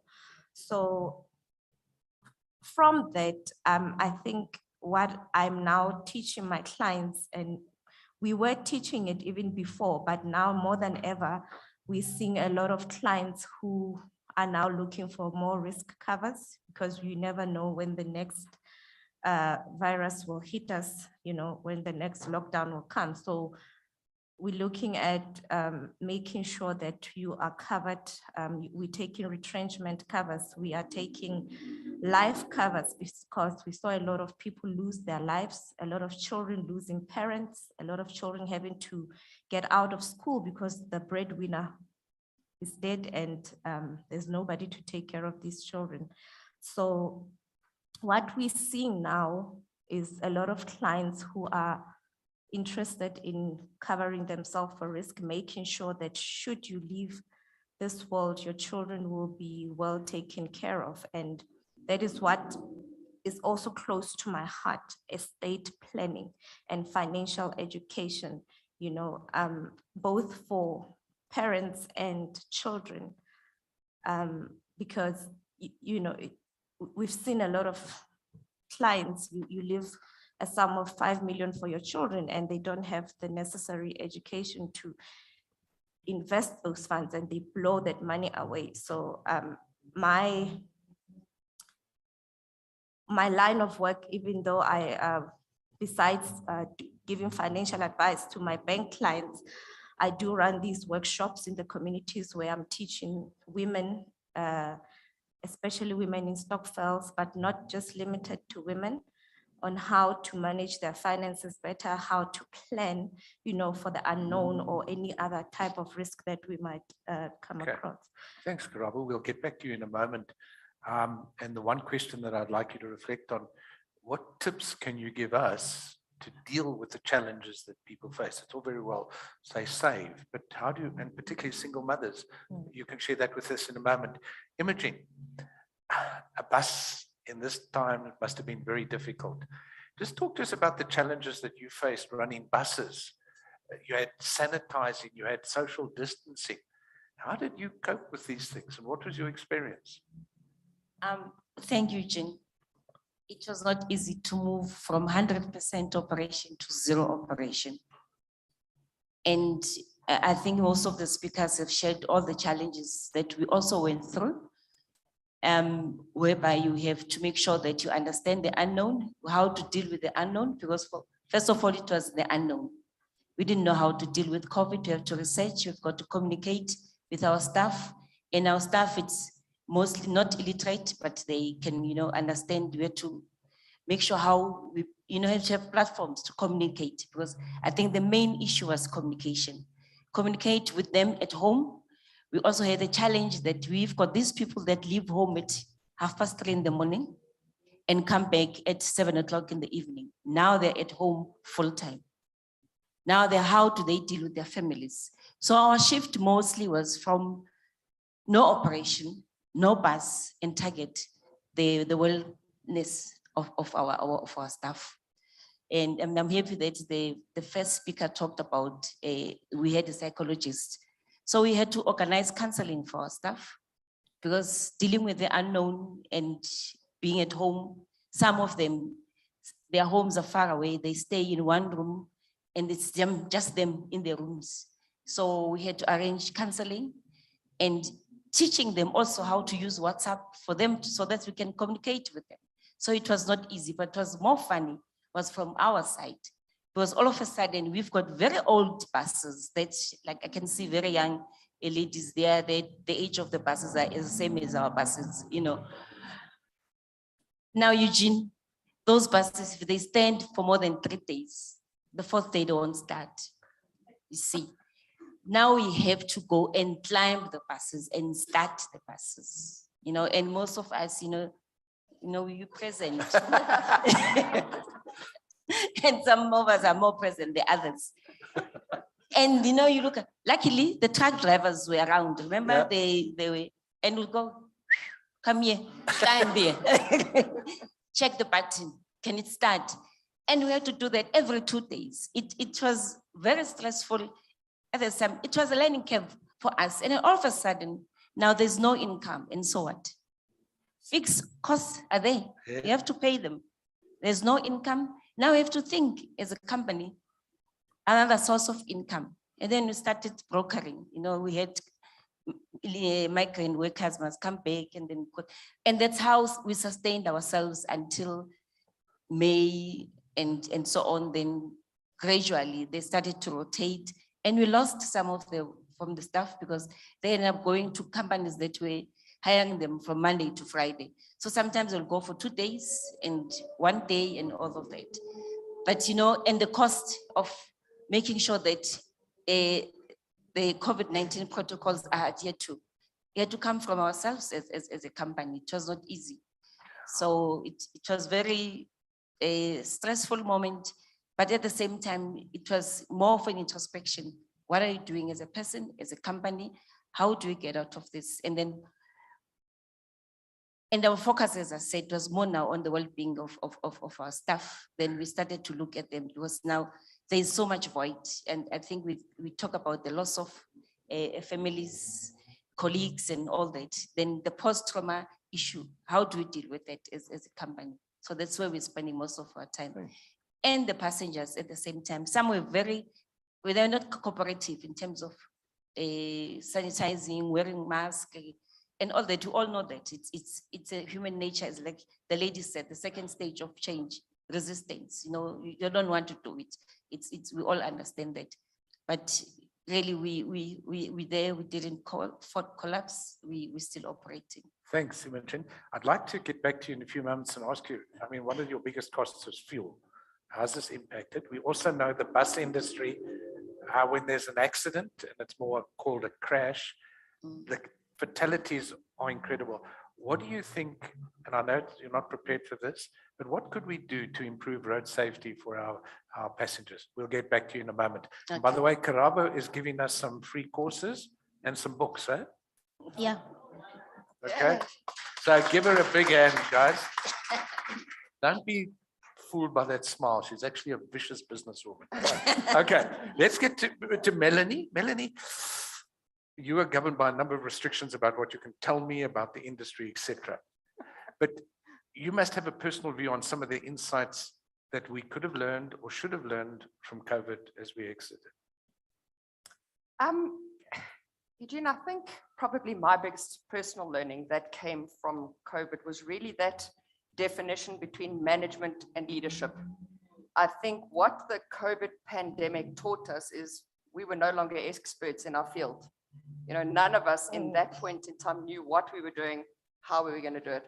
So it created a perfect environment where I think EQ had to outweigh IQ. You know, we went from an environment where what you knew sort of became irrelevant because you didn't know. And, you know, for me, being a woman in leadership, having that benefit of those higher EQs and just connecting better with our people and our employees. You know, if I think about all the chaos we went into as the lockdown hit, and we all of a sudden were forced, Imogen, as you mentioned, it was about the well-being of your people. And we've come out of that pandemic, in my view, knowing our people better than we ever would have known them. And in that, you build connection, and that connection builds resilience, it builds agility. And organizations coming out, it's not only people that have grown from the COVID pandemic, but people, organizations grew as people grew. So we've come out stronger, better business because we are connected as individuals. And I think that's where all of our strengths will lie in our organizations going into the future, because we all get to learn from scratch. We all get to figure out what this world ahead is going to look like and how we're going to address it. And we get to do that together. Thanks, Melanie. Lungako spoke about being grateful, the psychologist. Our team, pre-COVID and during COVID, they did a program, an EQ program called My Grow. And in the beginning, it starts, you must identify 3 good things which you appreciate each day, because you had to log it. First 2 weeks is easy. Afterwards, to find things that you're grateful for, you've actually got to stretch your imagination. And that's something that we failed to do. And I do think COVID has given us an opportunity to reflect on this. And that's wonderful. Tracy, get back to you. We see the background over here. I know you're not involved personally in Festival of Motoring, but you have some idea of the magnitude or the things that are involved in putting an event like this together. Do you want to share it? And when would this typically start being prepared for? With festival, we've been planning it now. 2019 was the last one. So we've been planning, we plan straight after the show for the next one. And the festival is an annual event. So it's a year's planning. And we've now been planning since the end of 2019. We couldn't do it in 2020. We couldn't do it in 21. So we're here now. But with such a big gap, it has been the challenges. I wish it was Judy that was here, sitting here now, because the challenges have been right up until 5 last minutes week. ago. Yes, there's just been challenges. So every time you think you've resolved the one challenge, there's another challenge that's come up. Every time you convince somebody that they should be here and why they should be here, then there's another challenge. And then there's also been the challenges, and we were just chatting now with the budgets with companies, because not all the companies have got the budgets. A lot of companies are just now starting to slowly come back. And then here we are as an events company that's doing a festival, come spend your money with us. So, there's been lots of challenges, and everybody sitting in this room, can relate to those challenges. As much as you want to be here and as much as you want to take part in it, you have to think about everything else around it. So there's a lot that we were hoping to have at the show this year that we couldn't, but I think it's now just rebuilding and getting everybody, to come back. Okay, thank you, Tracy. Yeah. That wasn't so hard, was it? Okay, Viv, we asked you to comment on the challenges of distracted while driving, but can you just build into that? We sat up here in Gauteng, relatively unexposed to the problems that they had last year in July. From your perspective, can you give us some comments on that, please, the challenges it faced? I was just thinking of that. After your comment about more people are interested in insurance, the non-life insurance industry, i.e. the short-term insurance industry, we came out of COVID, halfway out of COVID, straight into the riots and looting. After that, we had the KZN floods. And there's lots of exposures for the insurers with COVID, especially business contingency interruption. Then there was huge, I think it was 37 billion rands worth of exposure, riots and looting claims. Yes, it was dealt with by our member Sasria, which is a state-owned company, also a member of SAIA, but our insurers are agents of them. So it's been a very, very difficult time for the insurance industry, extremely exciting and showing the value of insurance much more. During the COVID journey, we've worked so well with other parties and particularly government. We had weekly meetings with our board, and National Treasury, the presidency, our regulators, SARS, try and figure out a way forward together.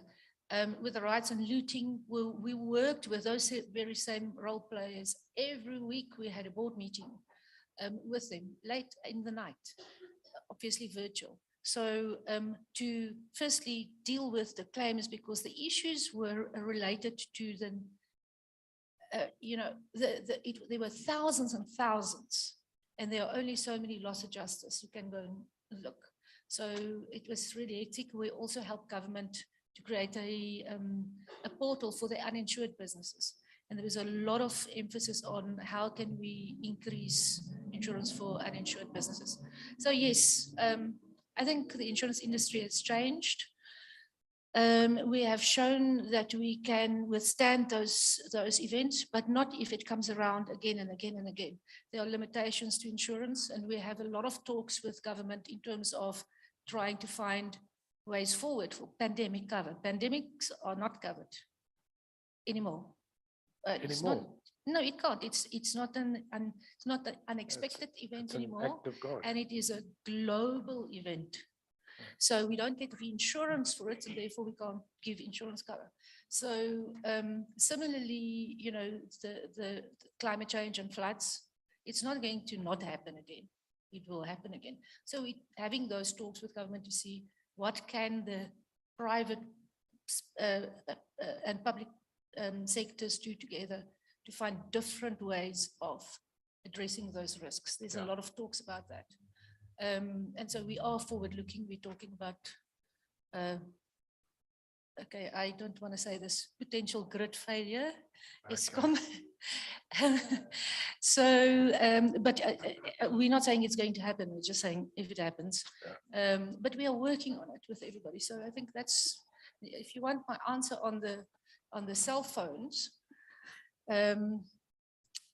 you know, it's not only the cell phones that are problematic. I think road safety in general is problematic. Driver behavior being one of the main contributors. We know that more than 50% of claims related to accidents involve alcohol. And then there's, I don't know what the number is for cell phones, because that's very bad. But we also see women putting makeup on while they're driving. None of the ladies men, do that. None of them, men right? shaving, you know what I'm saying? I've seen it myself personally. And I once, it was probably about 10 years ago, to the then Minister of Transport, we had a meeting, and she said to me, if I have my way, nobody will be allowed to have a cell phone in their car, not even through your system. Through your car system, because they are distracted. And I think we must just find a balance and make sure that people do become a little bit more disciplined, because I can see when somebody's driving strangely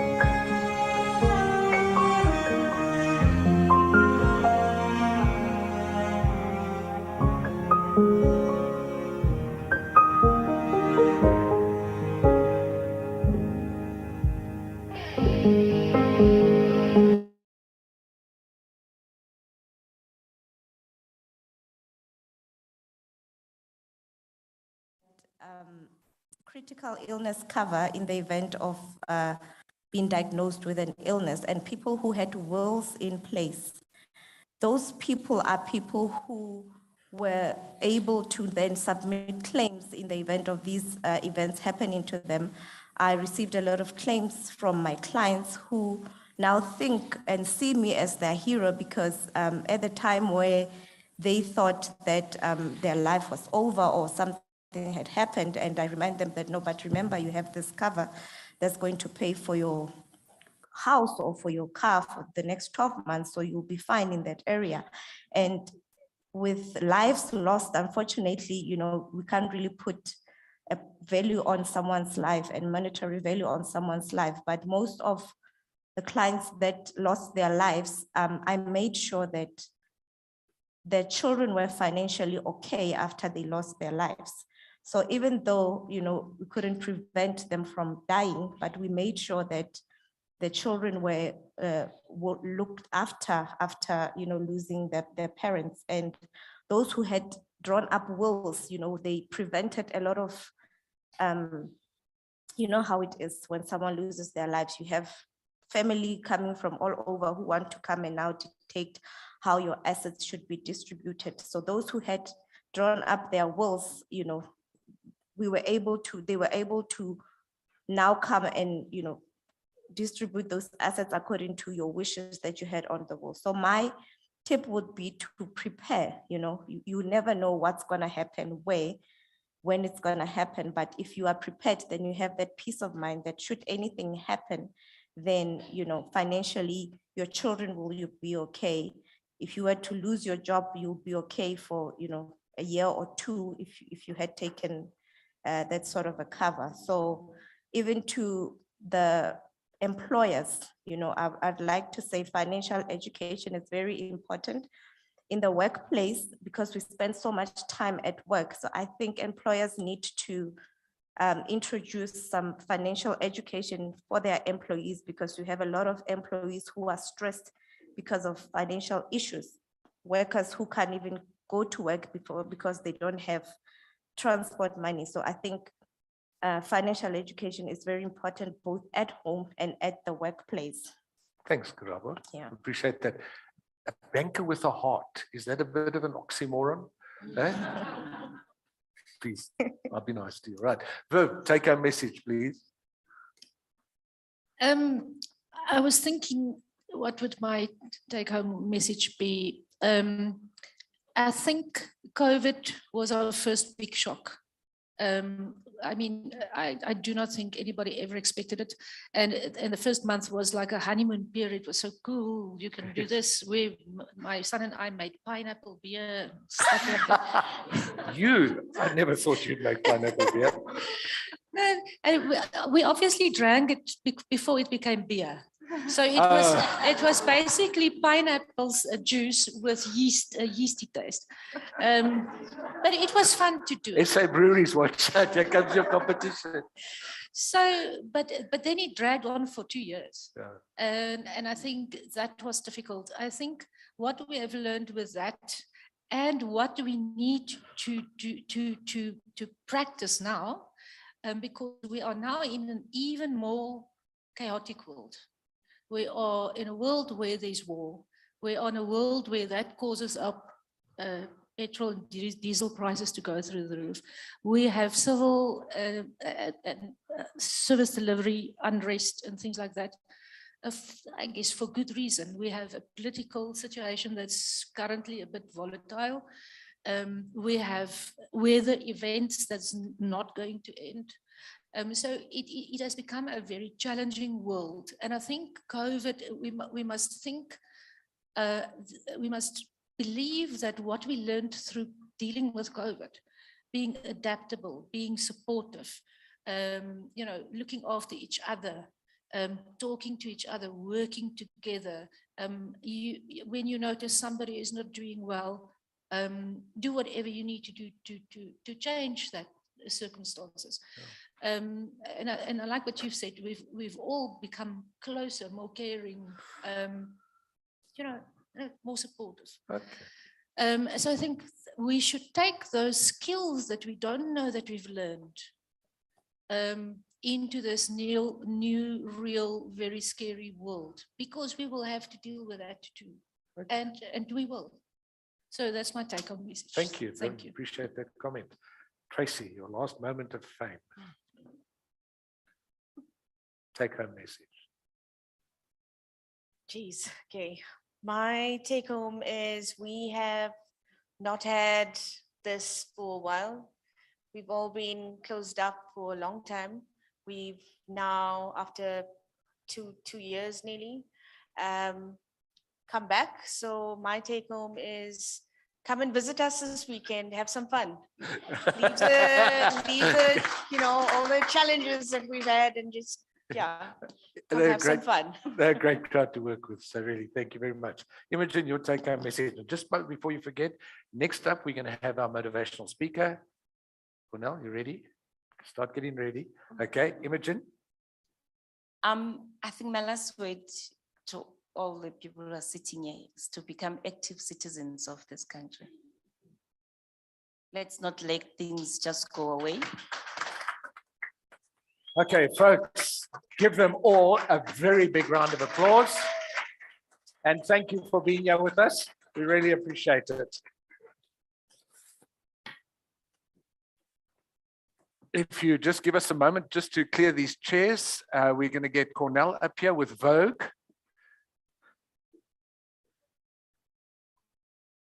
And while she's making her way forward, let me just share with you some of the highlights. Now, are you going to talk with the mic, Cornelle? Or we would? Okay, so we will give you one if you want to come and, do you want to be seated or would you like to stand? Okay, so please come.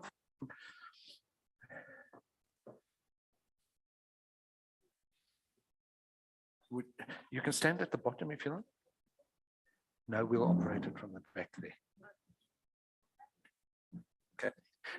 Just while ready for Cornelle, let's just share the following with you, please. Cornelle is a 23-year-old postgraduate student at the Northwest University, started her studies in 2018 and finished her first degree in marketing management and tourism management in 2020. And then she went on to complete her honors. She loves seeing what she does. All right. She's currently doing her master's degree in tourism management, focusing on accessibility and accommodation. Also, she's a world para swimming champion and a bronze finalist, holds 12 South African records and 3 African records in swimming. And she won bronze in the 100-meter breaststroke at the 2022 Madeira World Para Championships. And now listen to this. She swam with sharks, crocodiles. Mind you, that's easy. They're on the road all the time. Eh? She's fed elephants and cheetahs, and she's played with lions. She has whitewater rafted, bungee jumped, and ziplined off mountains. Is that a person who lives life to the full, would you say? Absolutely. But let's just talk for a moment about her dog, Vogue. And here is her comments. Has achieved what is possible because of one special companion, Vogue, her guide dog. Vogue has made it possible for her to walk to and attend classes in university. Vogue has emphasized how important basic access and accessibility is, and she has encouraged Cornelle to pursue a career in creating awareness in accessibility and creating solutions to implement it. Vogue is not only a life changer, but a career maker. So folks, I'm quite sure that as you listen to her life experience, by the time we've concluded, you will only but be impressed, and it can be an example to all of us. So she's on the long walk to stardom. So please give her a welcome. Big round of applause. And then just so that we know what's happening afterwards, we're going to introduce our new MasterDrive adventure, and then we'll be giving away prizes. Would you like to take my hand and come up?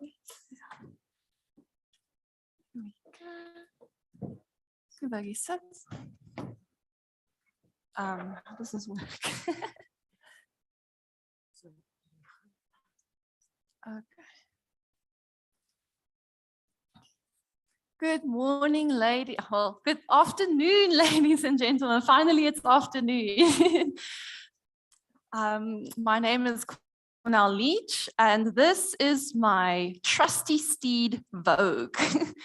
So, is it working? There we go. So I'm at the age where all my friends have cars and they love to brag about the specs. You know, this has 6 or 7 gears. It has a reverse camera. It is fuel efficient. And I can never join in the conversation because I can't drive. So then I realized, you know what, maybe I can. I do have a mode of transport. And she is part of the Labrador series, Guide Dog Edition. She has 4 gears, namely work, play, sleep, and eat. Sometimes I think she gets stuck on the 2 gears, namely eat and sleep, but can't have it all. She's very fuel efficient. She's a 30-liter engine on about 500 grams of Bob Martin. So she gives me about 10 Ks a day. I mean,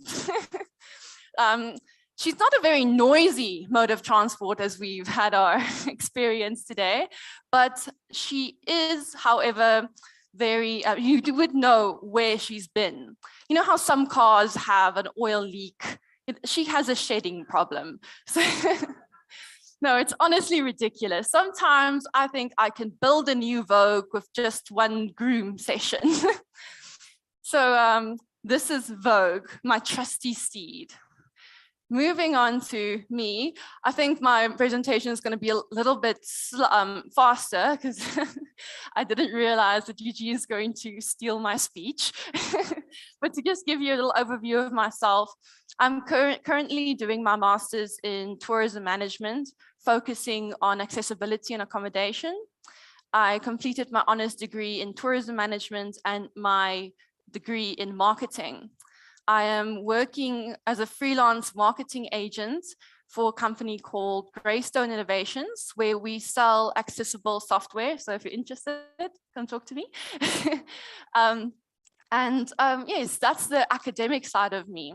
I'm also a world para champion. I've swam with sharks and crocodiles.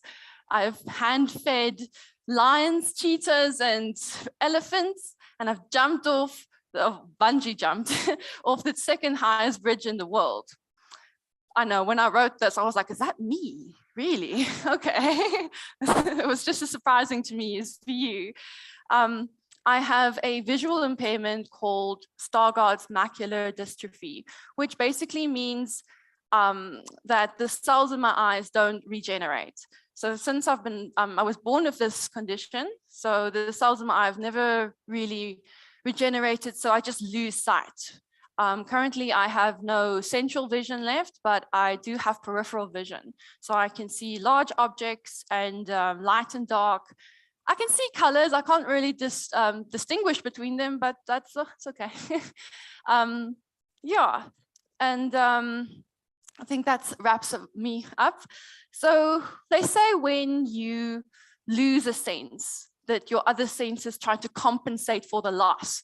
In my case, I think my sense of adventure just got spiked. So one of my favorite movies is Yes Man. I don't know why, it's a very old movie, but the message just spoke to me.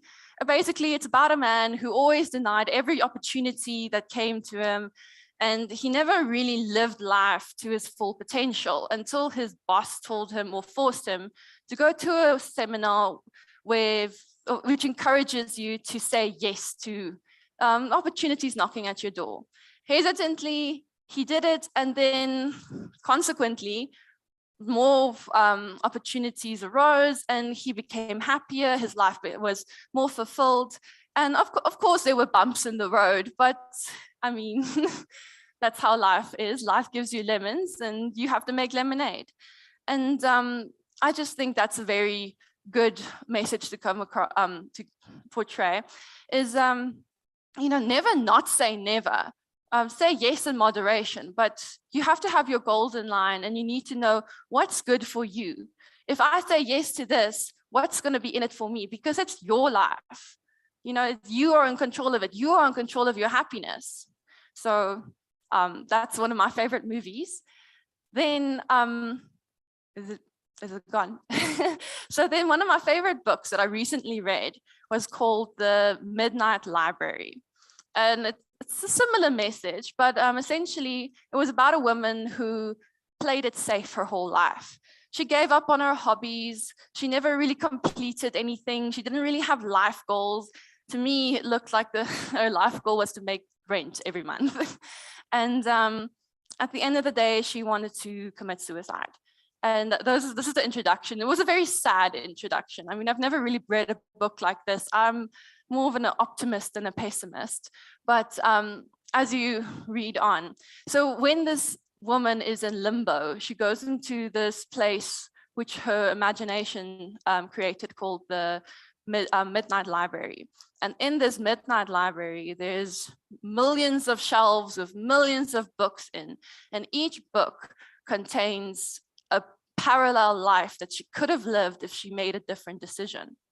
It could be something small, like saying yes to a coffee date, or it could be something big, like never giving up swimming. So in some of her lives, she became an Olympian and broke crazy records. As a swimmer, I know they're crazy. And she became a rock star because she never gave up music. She even became a glaciologist because she was interested in glaciers and geography and the things I don't really know much about. And in one of those, in the glaciologist's life, she almost got attacked by a bear. But the point of the story was there will still be bumps in the road, no matter what you do. Yes, there are going to be consequences. And if I'm not mistaken, the quote on the screen would say, one decision, no matter how big or small, might have like the biggest consequence or change in your life. So I just want you to keep that in mind. So back to the introduction, my swimming career. So if you told me that I would have been an international professional athlete 5 years ago, I would have said you've been lying to me. I like to swim, and I was good at swimming because I liked it. I didn't really have ambitions to go to the Olympics or anything like that, to be quite honest. I just wanted to see how fast I can go. It was a personal goal. It wasn't an extrinsic goal. Until 2019, where I qualified for the World Para Championships for the first time. So I'm going to be very honest with you. When I qualified, I thought I made it. This is the peak of my career. No one can bring me down. No one can say anything. I'm on top of the world. And when I went to the event, I realized I was so wrong, because that was one of the most humbling experiences I've ever had in my life. I saw people who can't hear and can't speak, but they always had a smile on their face. I saw people without arms and legs, but they continued to swim. And some of them were even faster than me. And I have both of those things. I saw the most incredible people. And this whole world, this door was opened to me because I said yes. Because I continued with my sport. And I saw then what I'm capable of. I saw I am capable of being a professional athlete if I put my mind to it. So when I got back, I changed my whole lifestyle. I changed my eating habits. I changed my social habits. I changed my sleeping habits, my training habits. My whole life was affected by the sport. Everything was revolving around swimming. And it might have been a bit unbalanced, but I trained about 5 hours every day, Monday to Sunday, every day. And to give you an idea, from 2019 to 2020, I lost 20 kilograms. That's what my mind was set to.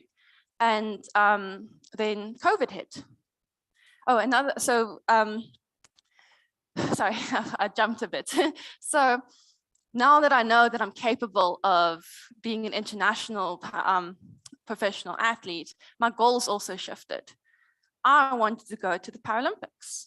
I'm capable of it.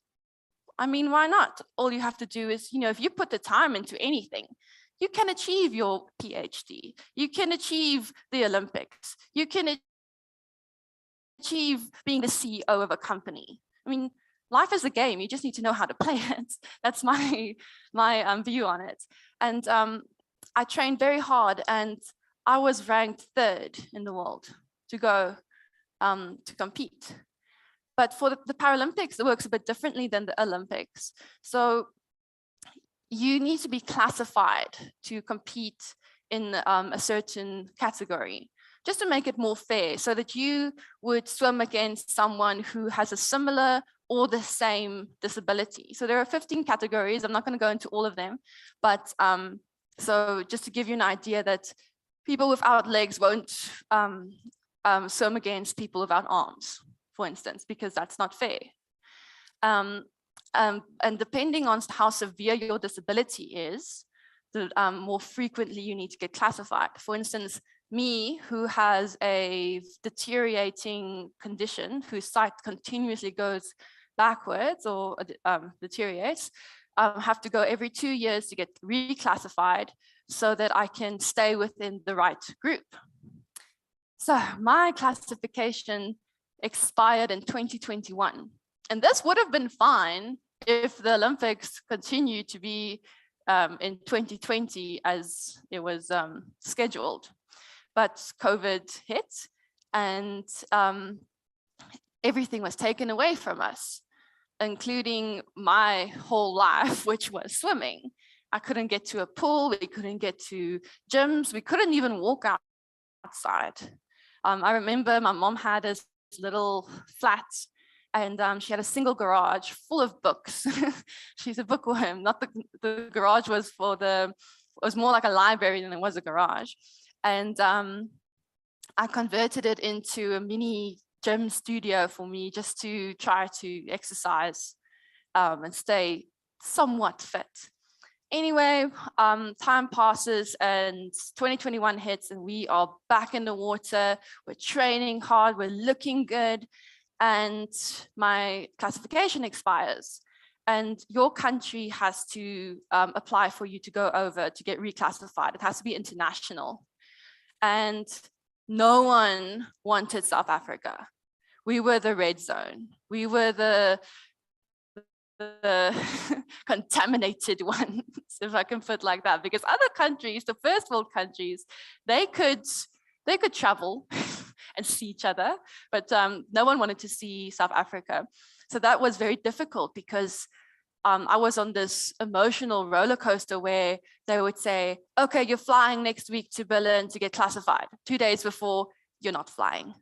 You're flying next week to this, you're not flying. So I thought it would be an analogy where, you know how girls like to pick a flower, the petals. He loves me not. So in my cases, I'm going, I'm not going. And unfortunately, it ended on, I'm not going. And I was devastated. Honestly, I've invested years, it was like 2 or 3 years, but it's years of my life into this sport. I have given up my my social life. I have transformed everything of my being into swimming. So for about 6 months, I couldn't get back into the water. I was heartbroken. I couldn't put my toe in the water. I didn't even take a bath. I was showered. It was just too much for me. When we went on holiday, I didn't swim in the ocean. I never swam recreationally at the pool. Like our complex has a pool, never did that. And I told myself, okay, I'm giving myself a break. And on January 2022, I'm gonna do this. I'm gonna get back into the water. I'm gonna redeem myself. I'm gonna show them what they missed. You know, they're gonna be sorry they didn't let me swim at the Olympics. And then January came and it was still hard. I mean, it's easier said than done. I even had a New Year's resolution saying that I want to win a medal at the World Para Championships this year. And I couldn't get back into the water. I went to the gym and I would look at the pool and be like, am I really willing to invest so much again of my life into something I have nothing to show for? It was because it's a lot of time. It's a lot of money, which I didn't have. I don't know how I did. You know, when you look back to your student days, you're like, how did I afford living? So it was that kind of a concept. I invested a lot of money, a lot of effort, a lot of time and everything, sacrificed so much, sacrificed social events with my own family because I had to swim on Saturdays and then I have to rest. I can't go to a party and drink a glass of wine because it's going to affect my training on Monday. That was my mindset. And I slowly got back into it. I probably for the first few months, I never swam a whole week set. I would do like maybe 2 or 3 days, 4, 5 at most, but that was it. And then I made the decision that I'm going to retire. That's what I'm going to do. I don't have to be a swimmer. There's no pressure. I mean, it's not a label that says that if you're not a swimmer, you can't, you know, live, or, you know, that you can't do your masters, or it's not a prerequisite to life. And then I went to my coach and I had this whole speech prepared and I told him about the bad investment, and he looked at me. He said, no, you're not quitting. And I was like taken aback. I was like, dude, this is my life. I think I can make my own decisions. And he's like, no, at least go to this, like, because of last year's events and everything, and also nationals, I qualified to go to the World Para Swimming. And he said, just go to the World Para Swimming and we'll have this conversation afterwards, because it was like a month or 2 away. So it was I understood his point. It's, you know, you can't really turn around when you're knocking on like the door of Olympics or something. So I decided, fine, I will swim the World Championships and then I'm done. I am done. I'm going to revoke my gym membership. I don't know what I'm going to be. I'll become a gardener or something like that. And I went to the World Para Swimming and I did very well. And it was to my surprise, actually, because I started liking it again. I didn't have any expectations. I didn't say like, oh, I have to do this. I have to swim this time. I just did it because I liked it. and I won bronze, and it was amazing. Thank you. And shortly afterwards, I got invited to go to the Commonwealth Games. I mean, that was quite amazing. That whole experience was amazing for me. And it got me to realign my goals. Like, what do I really want? Like, yes, I do enjoy swimming. I do enjoy representing my country on these prestigious events. So my takeaway message on this part of my speech, don't get too excited, I have a lot to say, is that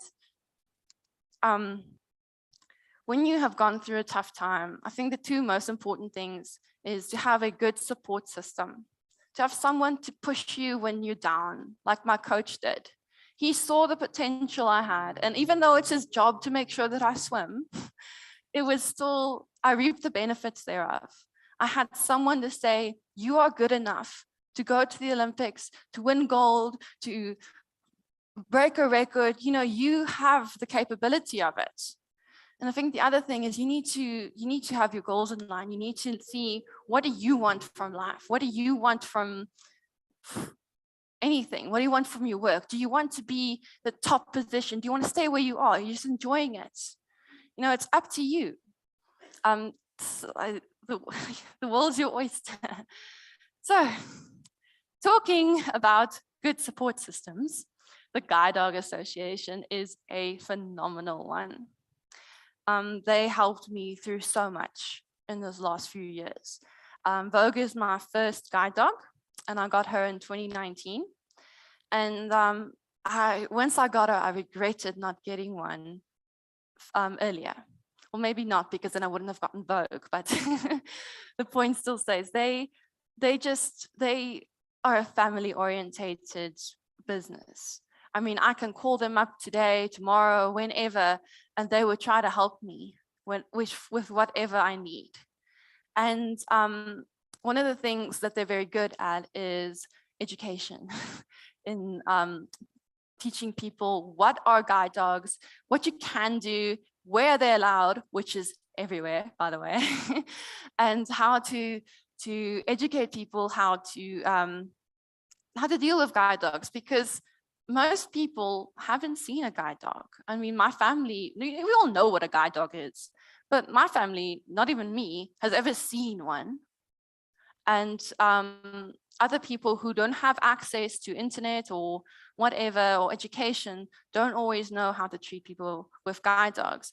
So access to facilities, events, malls, shops, you name it, is a huge problem, because most security or people don't know what, just want to see if don't know what a guide dog is. So they always say no dogs allowed, no dogs allowed.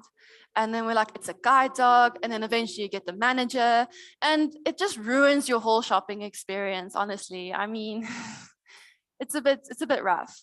And I have an analogy for you to relate to, because you hear the story and you're like, yes, but obviously guide dogs are allowed, and you know, it's logical or whatever, but people don't really understand the emotional connotation to it. So let's say you're in your car is up to date with all its, I don't know, cars, licenses, and your license is up to date, and your you know, everything is right. You have your safety belt on, you're driving the speed limit, and then a speed cop stops you. And you're like, no worries, everything is in check. I don't have to worry about anything. And then the speed cop gives you a hard time for letting you pass because you drove 61 in a 60 zone. I'm not sure, you know, something ridiculous, which doesn't really make sense. And eventually you can go. And then the next time you get into your car, it happens again and again and again. And I know a few people who avoid certain roads because there are speed cops on it. And well, let's say in this analogy that you follow the rules and you don't skip the road, avoid the roads because you're doing something wrong. But that's how we also feel. is I don't want to go to the restaurants or to a shop if I'm going to get stopped and I have to fight my way through again, because it's not nice. I mean, now you have to almost raise your voice just to buy bread. You know, so this is why it's very important for everyone to know about guide dogs and the awareness thereof, and that it's important, you know, for them to be allowed everywhere. So the education, especially in the transport industry, I think it's very important for people to know that, okay, well, if a blind person wants to get onto a bus, that, you know, they are allowed because it's a service animal. I guess so I have that was my last slide, but I have a conclusion. So my advice to you today is that the road to success, to happiness, or to whatever you're after is never going to be a straight road. There's always going to be some bumps in the road or speed cops. And it's up to you and your trusty steed, whether it is a support system or your ambition to help to get you through it. You just need to put your foot down on the pedal and drive. Thank you. Thank you, Vogue.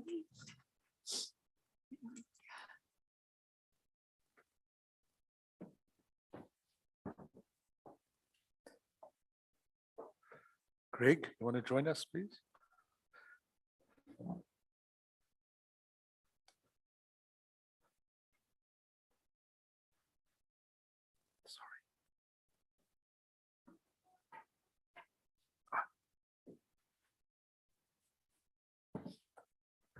Just take it off there.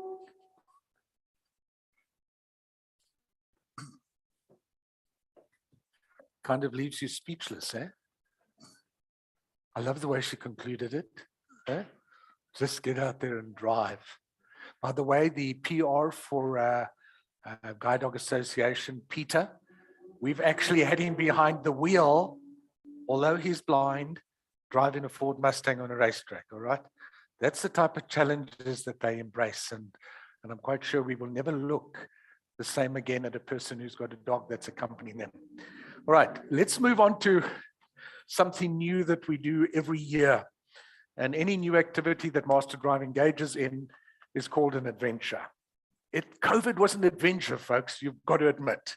We found out things about ourselves, we lost loved ones, true, but above all, we came out of it and we are living. So this adventure, you may have been alluded to earlier in the introduction, chauffeur.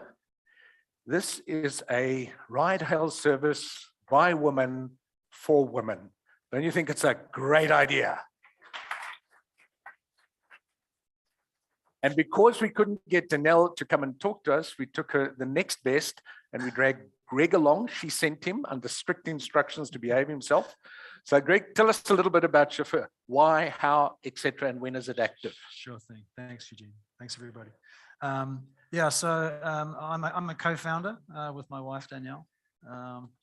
As Eugene says, it's by women, for women.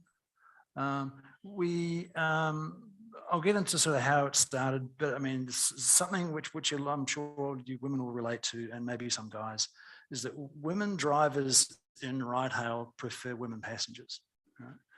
And women passengers prefer women drivers, okay?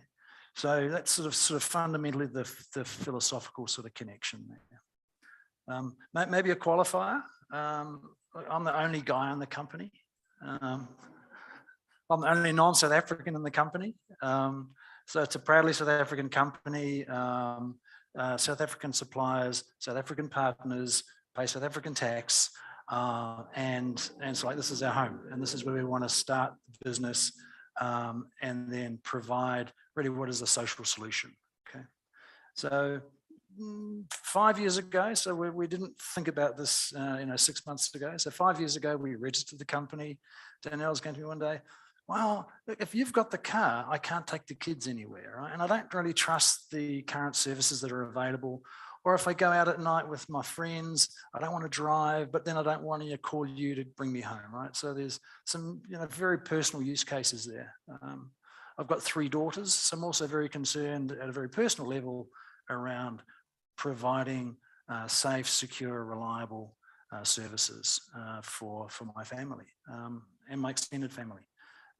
And it's been quite this invitation to speak here and more generally to work with Eugene and the MasterDrive team.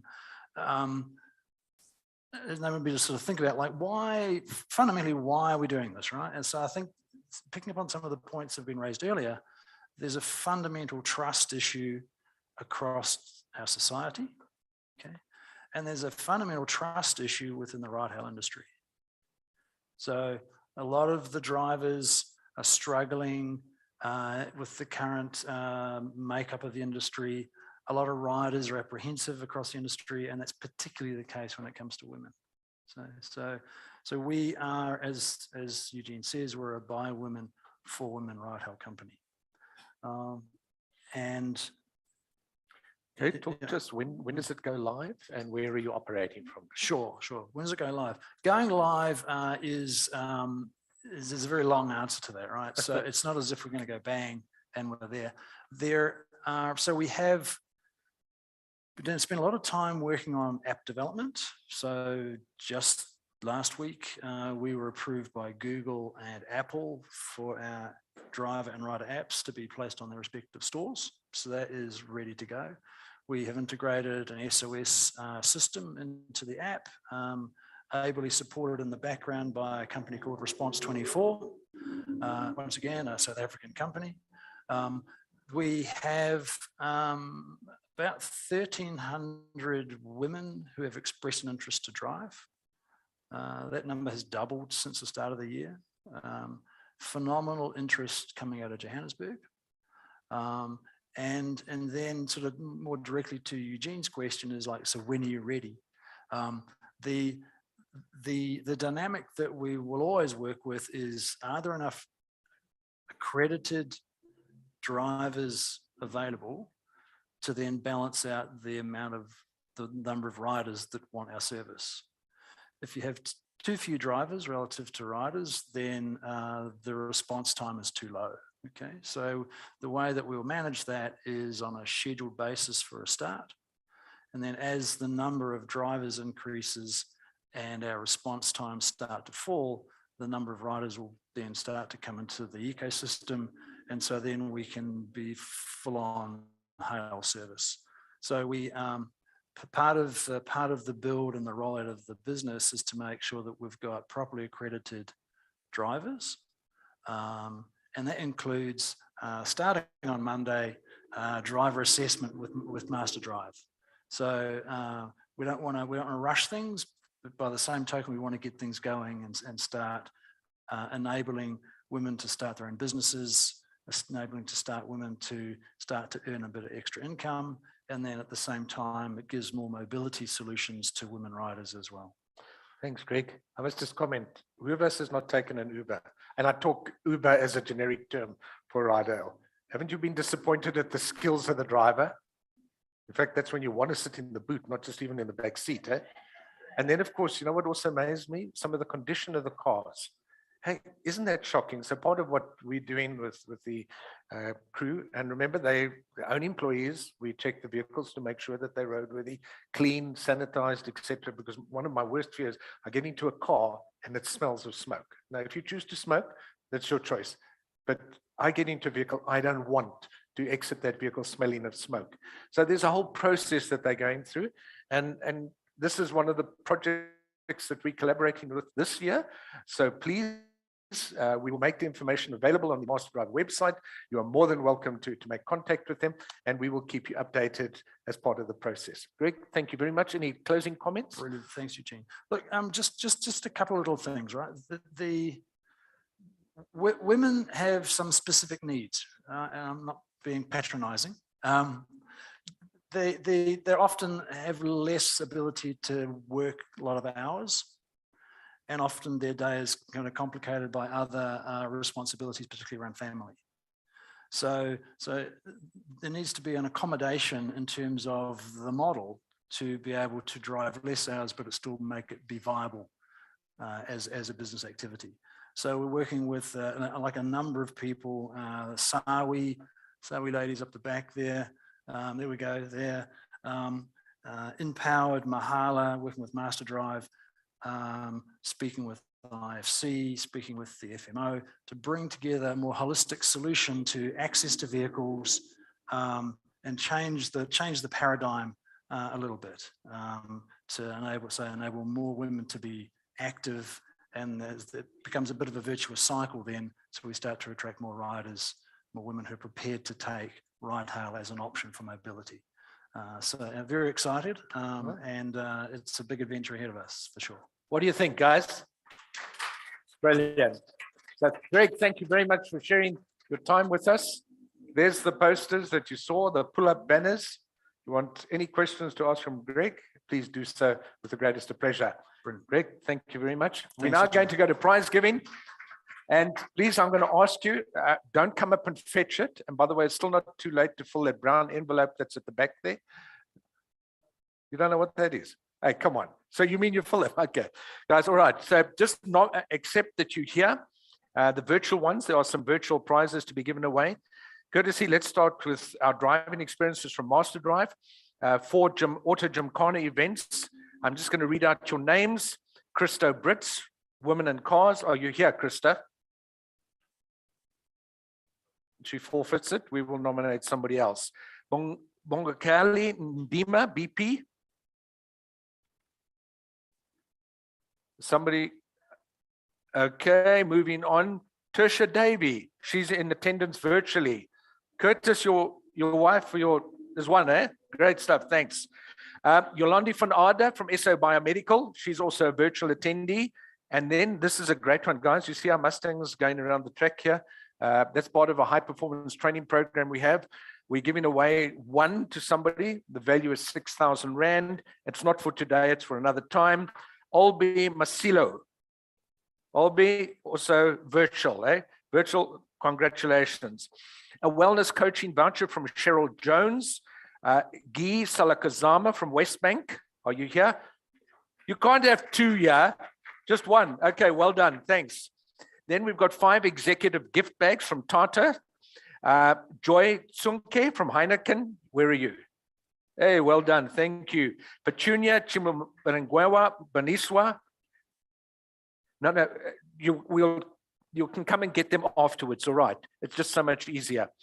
Nklana Bengu from Total Energies, she's a virtual attendee. And Tanya, what did you deserve to win this? Tanya from SA Guide Dog, where are you? There we are, okay. So that was the executive gift bags. AA have kindly sponsored 2 Remika devices, security devices. I'm sure you read in the newspaper a while ago where somebody's son was abducted. It was due to that they indicated assisted with the recovery. 2 of them valued 2,000 Rand each. Fazana, John Tata, where are you, Fazana? Hey, there you are. Great, thank you. And then, I don't believe it. Lorette Morgan. Hey, well done, Lorette. Okay, thanks to Ati and his team. 2 Take-A-Lot vouchers from the RMI. Rika from Saboa, where you, Rika? I saw you. Well done, thank you. And then Claire Stayer, she's on a virtual attendee. So thank you very much for that. I would also like to just read this. Remember we mentioned when Karabo is up here, she's giving away some stuff. We're not giving it away. There's going to be some conditions. So listen to this. To win these, you need to email Sam or Nashani indicating why you fit into one of these categories. One is pain breeds growth, to one lady who is currently going through a challenging time and feeling like they want to give up. In my book, I show tough times never last. There is a blessing in that battle and you will overcome it.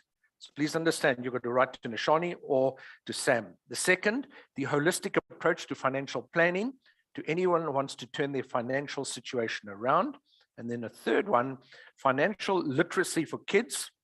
Says, I love kids so much, I will give away 5 books and also offering them space in my next class of financial literacy for kids. Shana, you're not a kid, eh? You can't qualify, right? Okay. Then we have a special water bottle with a bamboo filter from Guest G. And who is the winner there? I don't see. Okay. Let me just move on to the next page. Oh, sorry, there it is. Deborah, where are you? Well done. Yes, that Deborah. Hey, stand up. We know you're here. Meat Track plug and play tracking device from Self-Track. Jolene Mars from Wheels on Wheels. Where are you, Jolene? There you are at the back. Hey, well done. And then, you know, I think this gift will certainly be appreciated. A chocolate and wine hamper from Excel Recovery Services. Where's Cornelle, you wine imbibing lady? Tanya, would you like to collect that for her, please? Hey? Yeah, you are allowed to drink, aren't you? Okay, we'll get that. And then there's another one, Lucia Butalezi from FMB. Lucia? There we are, well done. Folks, just a reminder, please, it's tough out there. The roads are bad, the drivers are even worse. So please, just be careful when you do there. You know that old saying, it's a bit of a cliche. Let's not meet by accident the next time we meet. Thank you for being here. We wish you all the best. If you want a recording of this, we will make it available. And just a reminder, we're getting together here at 2 o'clock for the Safe to School, Safe to Home colloquium. Thank you. Take care.